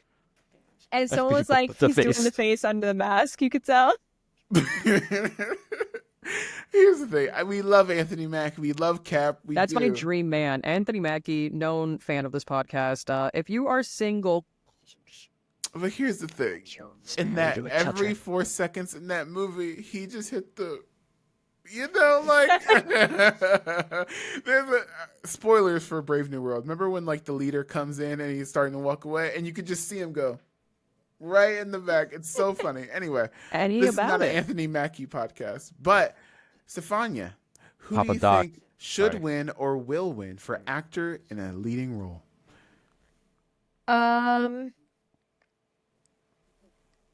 It's between it's between I think Adrian Brody and I haven't seen The Apprentice, so I don't know about Sebastian Stan. But Impossible. what I've heard from y'all tonight, I'm gonna say either Adrian Brody or Sebastian Stan maybe. But I'm kind of leaning towards more Adrian Brody because he won a couple awards for this role this season. Okay. Aleisa, who do you think should or will win actor in a leading role? Adrian Brody is going to win, regrettably, even though he had AI for the accent or whatever. And honestly, this is a pretty stacked category. I still haven't seen Timothy Charcuterie Board's performance as Bob Dylan, but he's a decent actor. So for these five nominees, it could honestly be anybody and I wouldn't be mad about it.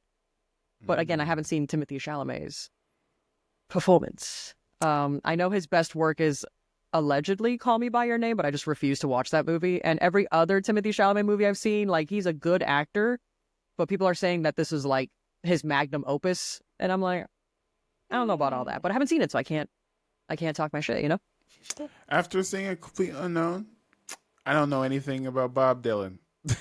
But I do think that he does a great impression of Bob Dylan. I looked at it, I was like, dang, he really sounds like Bob Dylan. Like, you know? So is it like did Timothy disappear into the role of Bob Dylan, or is it very much an impression of Bob Dylan? I think, like, if we're being real, it's not an impression, but it's very much in the lane of you are inhabiting this character, in that, like, he's not doing the exact voice, except when he sings, that sounds like Bob Dylan, you know? Mm-hmm. He does his own singing in the movie? Yeah. Because I don't know, he like, does anything. his own singing. Like, the He singing, insisted.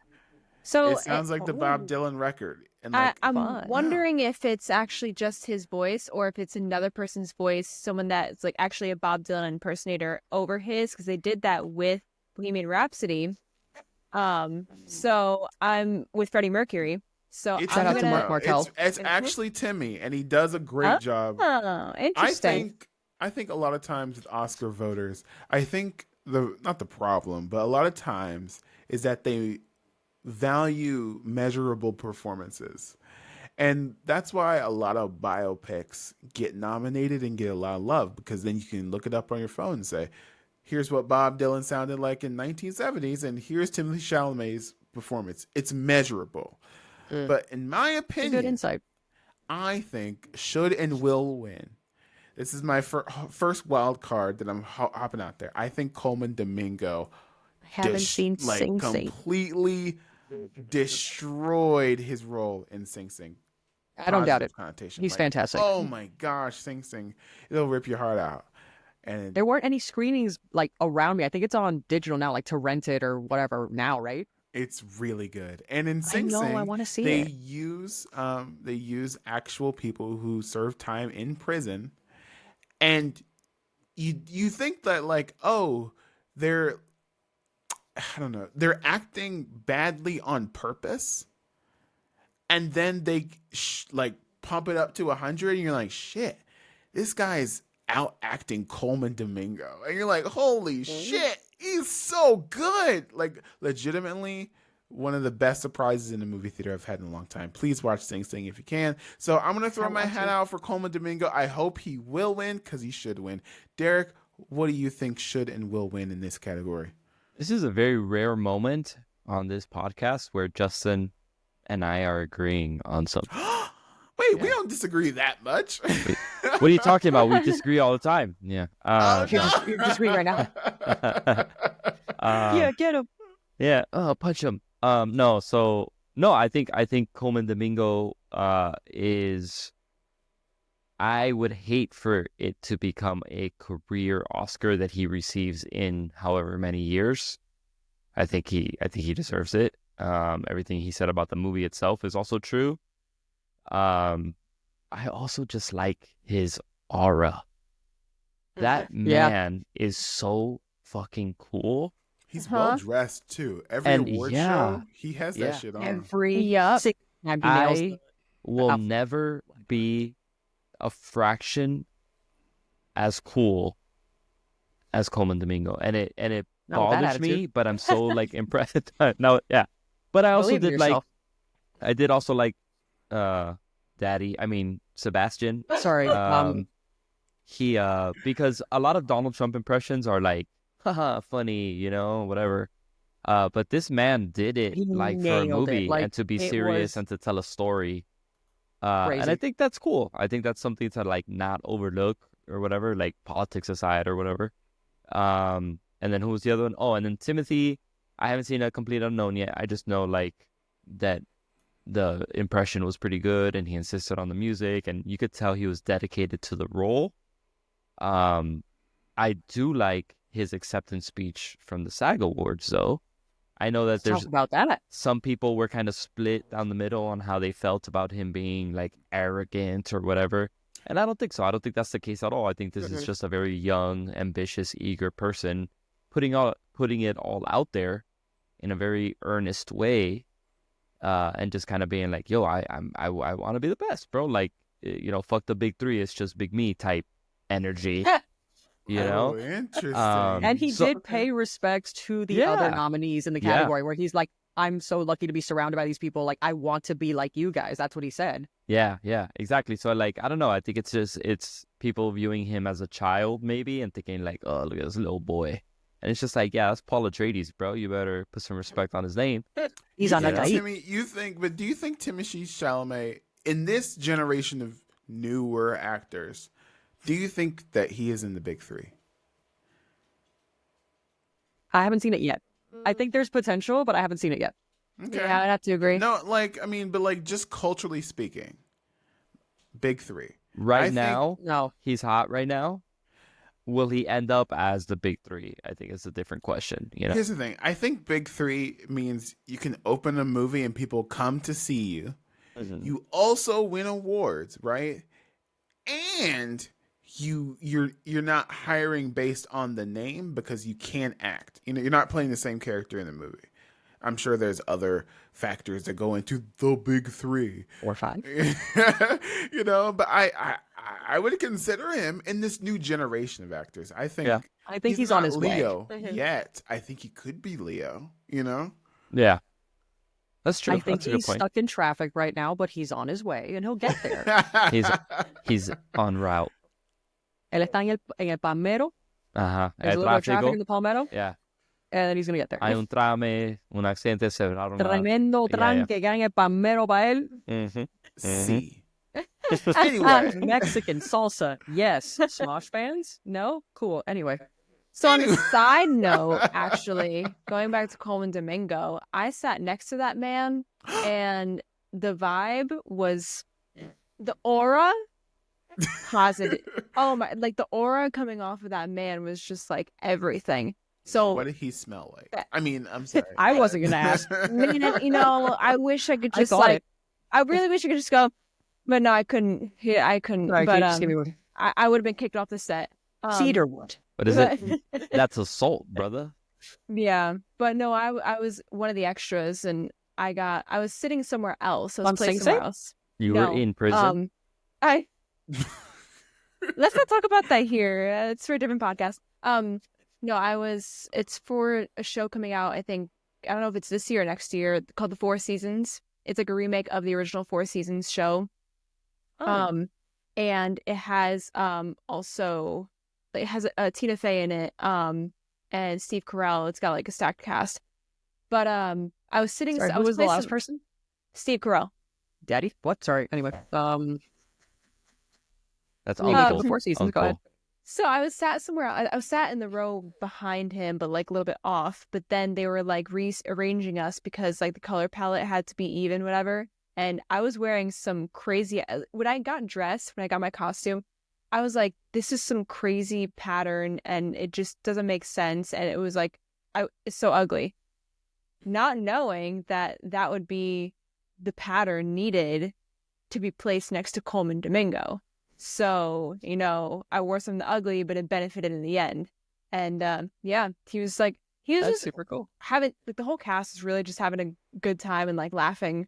Because there was like the scene we were doing was like this play, one act woman show that one of the daughters was putting on, and just a lot of funny things that happen. And there's like a sex doll, and that gets yeeted off the stage. But yeah, pretty funny. Play it. Play the thing. Play the thing.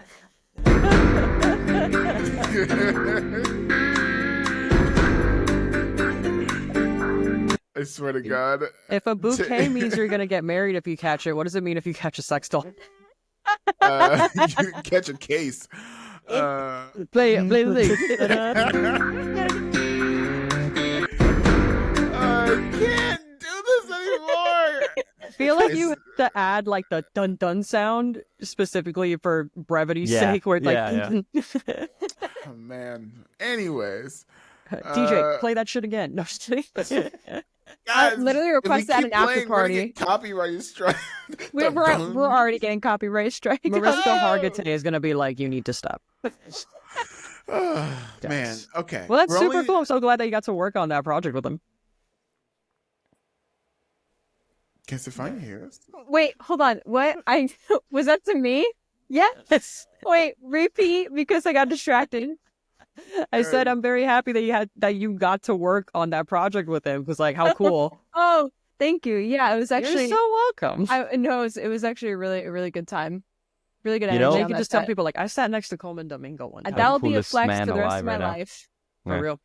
I'll meet him um, one day. I'll be like, "Do you remember I sat next to you?"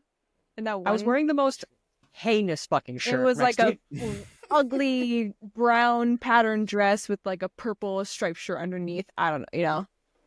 Mhm. So And he probably will remember you. He has like an eye for like details. Did anyone see the Broski report that he was on? Incredible. Anyway, I don't watch the Brooksy report. I'm not cool. But speaking of cool, let's talk about. We only have. I'll do like 2 more nomination groups, and then we can be done. But best directing this year, Sean Baker for Nora, Brady Corbet for The Brutalist, James Mangold for A Complete Unknown, Jacques Audiard for Emilia Perez, and The Substance, Coralie Farguet. I hope I said that name right. So, Aleisa, sorry, you I'm are sweating right chomping now. at the bit. Who do you think will win, and who do you think should win? You know who should win? Denis Villeneuve for Dune 2, but he didn't even get nominated. I'm okay with that. Yeah? I sorry. liked Dune I'm sorry. 2. Yeah, yeah. I No, love like you're it. right. Okay. You are correct. Yeah, Thank you yeah. so much. Who's going to win? Probably Brady Corbet for The Brutalist. Who should win? Coralie Farguet for The Substance. Here's the thing. The AI thing bothers me. No, 100%. It really bothers me because, like, for what they told us it was for, it was so insignificant. You could have hired a real person to do it. Exactly. Like, unexcusable. Like, you did not have to use AI to get the If accent right. Bill you know? Skarsgård could work with an opera singer for a year to lower his voice an octave, Adrian Brody could have just done a better accent. Exactly. Like, it's. Oh gosh, Derek, what are you doing? Sorry, he has 3 sleep nights. apnea, I think. 3 nights I will visit your Oh. podcast. You Yeah, must bounce. crazy style. Crazy style. Also, So Robert Eggers should have been nominated for Best Director too, but I it digress. would be for next year, if I'm not mistaken. Or is Yeah, I that, think it's Was it the cutoff? Okay, Mhm. never It mind. came out I on might be wrong on Christmas. that. Don't double check me. And Mary Chrysler. Stefania, what do you think should win and will win? It's between Brutalist and The Substance. I'm gonna just agree with Aleisa on those two. Okay, Derek, what do you think Yeah, should and will yeah, win? same. Wow, we Really? reached a total agreement so far. Look at us.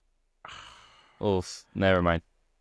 I kind This of is want really fun, Sean guys. Baker to win. I loved Nora. I really did. I thought it was a great time. Nora's a fun time. I liked Nora. I'm really surprised Conclave is not on this list, to be completely honest with you. It's Did kind of Conclave weird. get nominated for Best Cinematography? Good question. Because it should. Good question, No. chat. It did not. You see what I mean with the snubs this year? Where like it makes my ass itch. It boils my piss. All right, like I need to calm down. Everything's fine. I'm an adult. I've noticed that the Oscars nomination process is weird. Like it's the weird, and I think it's maybe that the Academy's too big. Maybe like No, I think it needs to be bigger. I think it needs to be bigger here. right, but every category nominates within. Like every category is the relevant members of that category. So cinematographers Oh. nominate for best cinematography, directors nominate for best director, that, and then out of the nominees, the whole Academy votes.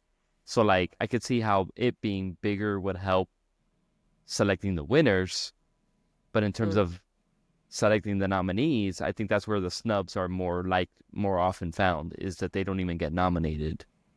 Interesting. Yeah. Okay, that's fair. That's fair. I personally think that Brady Corbet for The Brutalist, I think I don't want him to win, but I think he will win. Yeah. I think the AI thing is just inexcusable. But I think So- what should win, when I look at best directing, I think what person's voice or what person, like, would this movie be the same without this director? And I think that's the case with Sean Baker. I think no one else could make that movie except Sean Baker. So that's why I think he should win, but I don't think he will, unfortunately. Okay. I'm really hoping for a Nora, like a sneak in, because the big movies like Amelia Perez may have Also shot used themselves AI, in by the way. foot. Why? What is the point? Her singing. Carla Sofia Gascon couldn't reach the high notes, so they used AI to make her voice hit the high notes. That's a casting thing. Like, Yeah. I would consider that like a failing of the direction. Exactly. you know? Like, just cast someone that could sing. It's like casting for musicals, casting someone that could sing but can't dance. That's a whole other topic, though. Yeah, casting non-singers for musical movies. I'm like, anyway. I mean, You know we that- got Zac Efron. Well, he actually lip-synced all of High School Musical. Yeah. So That was actually Man. Drew Seeley. Yeah. Fun fact. I'm Now, still vibing to But the he music did though. sing. He did sing in The Greatest Showman, though. Yeah. good for him. Good Oh, for okay. him. All right. So it is now the big moment that we've all been waiting for. Ladies, We're gonna fight. Wait, what? Wait, why? What would you fight? Because I have a hot take with this one. Okay. Uh-oh. Now I'm scared to read them off, but Just square up. Let's go. okay. No, read the nominees, sorry. and then we'll kill each other. For Best Picture for the Scrollies, the nominees are Anora, The Brutalist, A Complete Unknown, Conclave, Dune Part 2, Amelia Perez, I'm Still Here, Nickel Boys, The Substance, and Wicked. So I'm just going to start off. Aleisa, who wins the Scrolly for Best Picture? Who is going to win? It's probably going to be The Brutalist. Who should win? Dune Part 2. Out of all of these, Dune Part 2 should win. please explain. With pleasure. Ladies and gentlemen of the court. Okay. I think that Dune Part 2 is a cinematic achievement that we will never see again in our lifetime. I think that is this generation's Lawrence of Arabia. I think that that movie is just one of the most incredible things I've ever seen in my entire life. And I've seen hundreds of movies. I've been watching movies my entire life. Dune 2 is an absolute spectacle. It is like I was crying watching Dune 2, not because anything sad was happening, but because I just could not believe that Denis Villeneuve made this movie. Like his vision for Dune, he's been wanting to adapt this since he was 13 years old. He literally storyboarded Dune when he was a child, and some of the shots in his childhood journal are in the Dune movies, and it's absolutely incredible. I think it should be Dune 2. Really? Okay.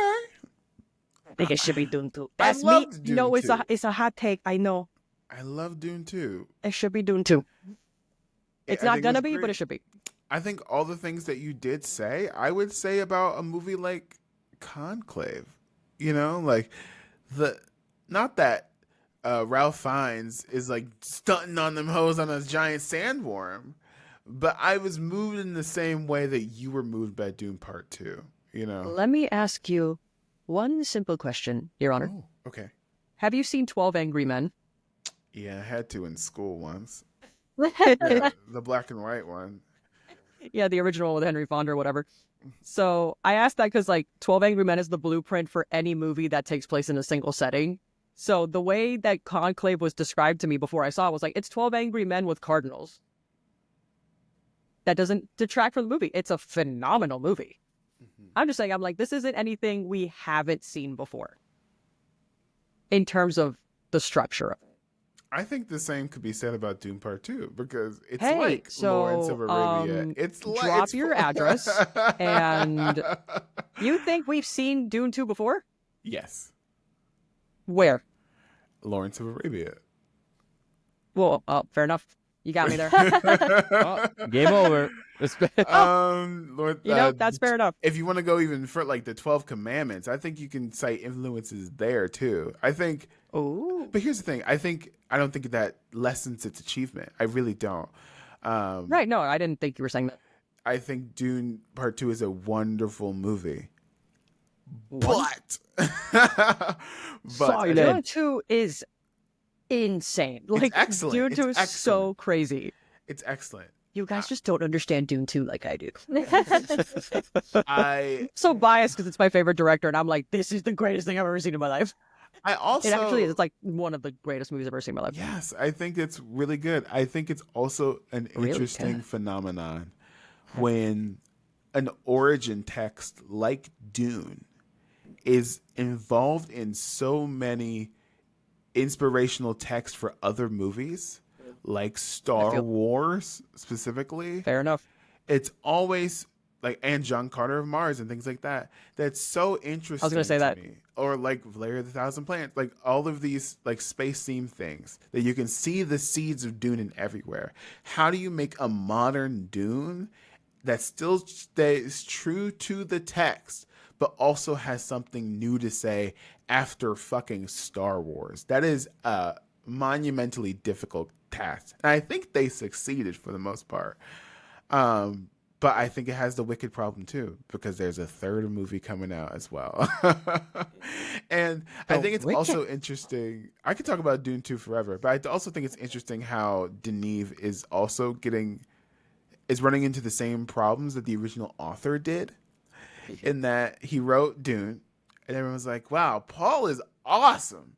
He's Paul's the the hero. goat. Right? Yeah. Okay, but that's any movie about like an anti-hero at this point, where like that just comes with the territory. Is he even an anti-hero? Yeah, I wouldn't mean- even call him. I mean, because they built, it's like the whole track of an anti-hero is that they have good intentions in the beginning, but then they kind of go left.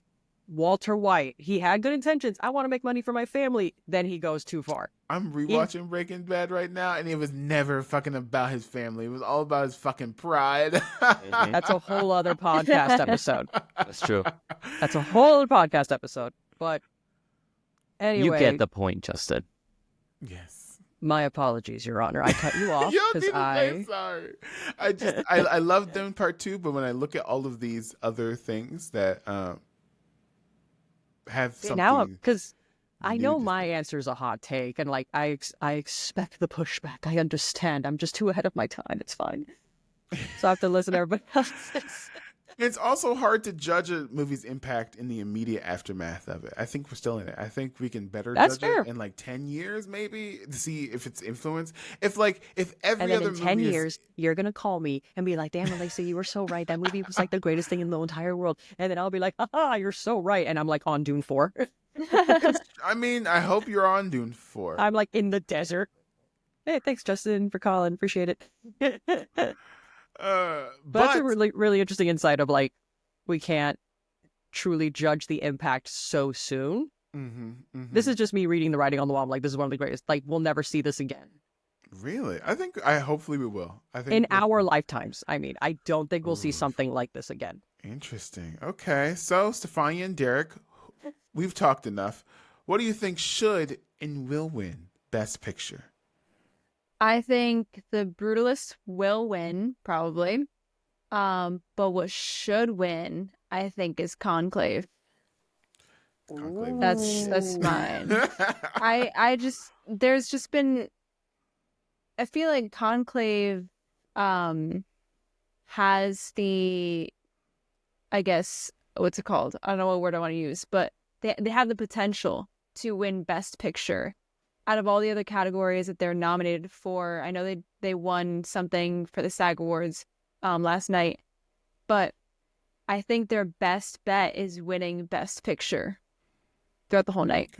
Okay. I wouldn't be Derek, mad what at do you it. think? I'd be like, that's solid. Derek, who's winning the Scrolly? I haven't seen Conclave yet. Okay. I'm sorry. Tell Peacock. But yeah, I have it. It's on the list. I just haven't gotten to it because I don't want to like watch it at night and then like after a long day I'm tired, I fall asleep, and I don't want to do that either. But from my understanding, it's very much power grasping, politicking, which is kind of like Dune 2, minus the resource fighting and intergalactic It's Dune aspect. 2 with better drip. Yeah. Yeah. Well, I mean, you could argue that Dune 2's got some pretty drippy drip. So, anyway, They do.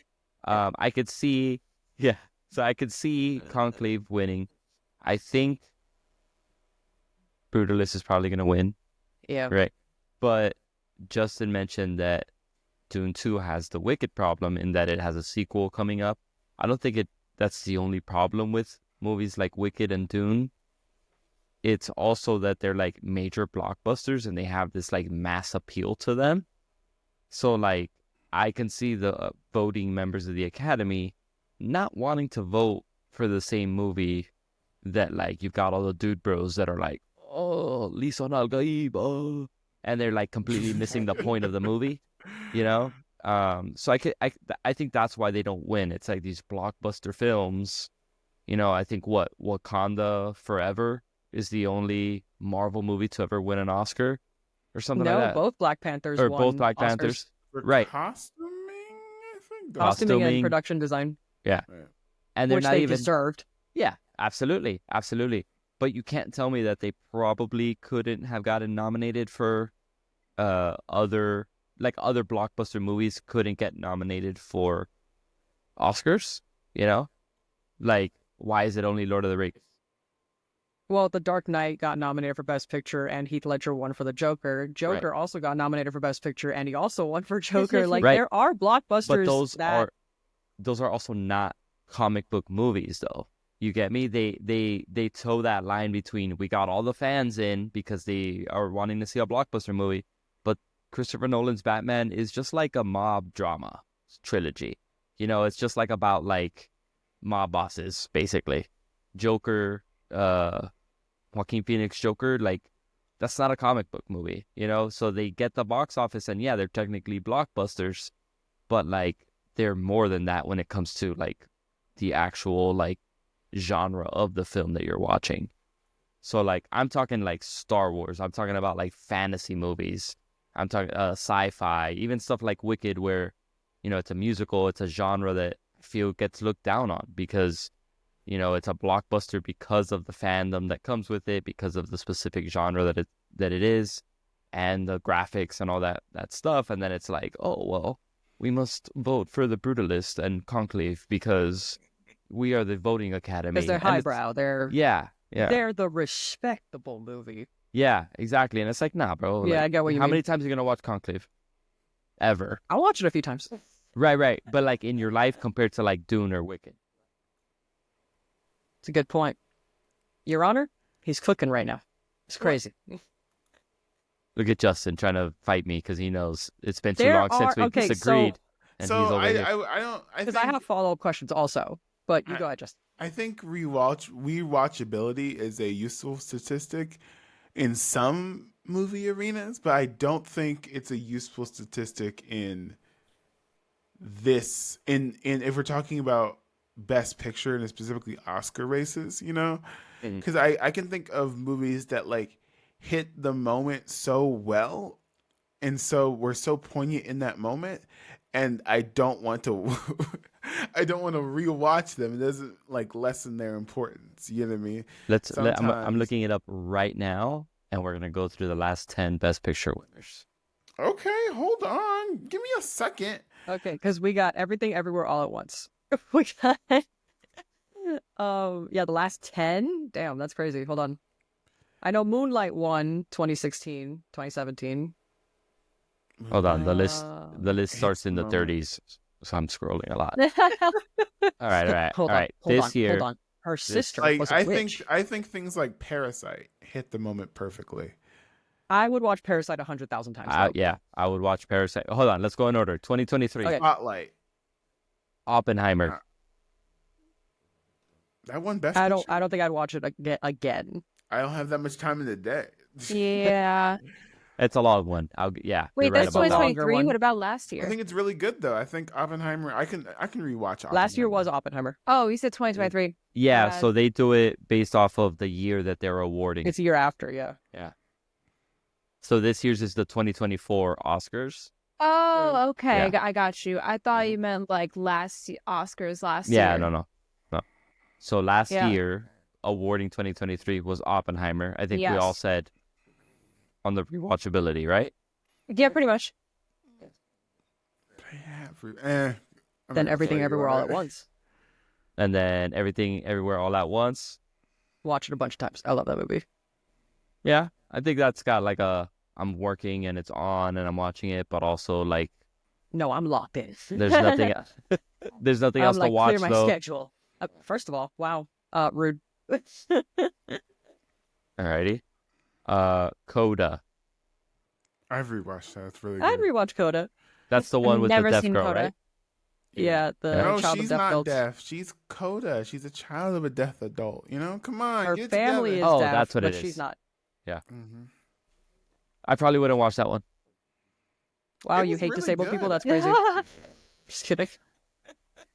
All right. 2020, Nomad Land. I would Close never your watch eyes. that again. I'll be real with you on that one. I don't know I what wouldn't the watch it. fuck that is. Yeah, I never Really? seen That's that either. Frances McDormand that she like lives in a trailer and is in like it's a very Oh, I'm seeing That it's it a made now. me mad. it's That a movie made me Chloe so mad. Zhao movie, I want to say. Mm-hmm. Yeah, director of Eternals. Ever heard Yeah. of it?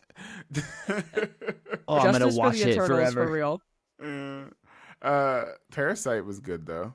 I didn't Parasite rewatch was that. That extraordinary. Yeah, definitely But it Parasite. can't.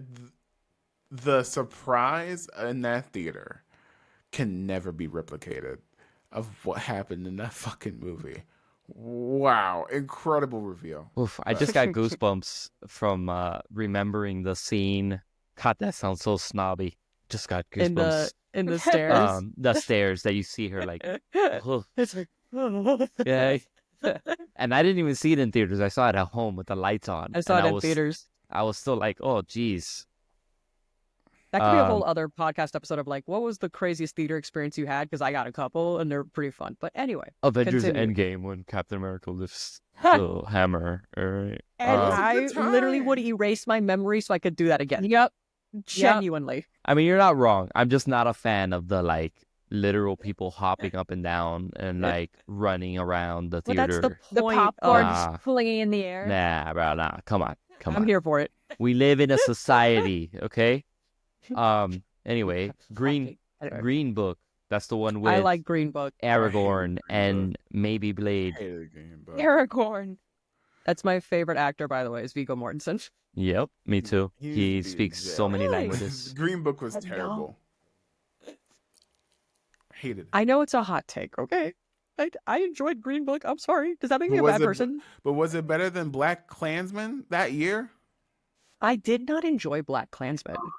What? Wow. Only because, oh my god, I'm gonna get burnt at the stake here. I don't like John David Washington as an actor. Lock her up. Lock her up.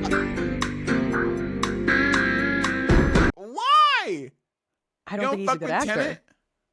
I love Tenet. I think it's insane that Christopher Nolan, being the perfectionist he is, casted John David Washington in that role. I'm like, really? Of all the people you could have cast, insane.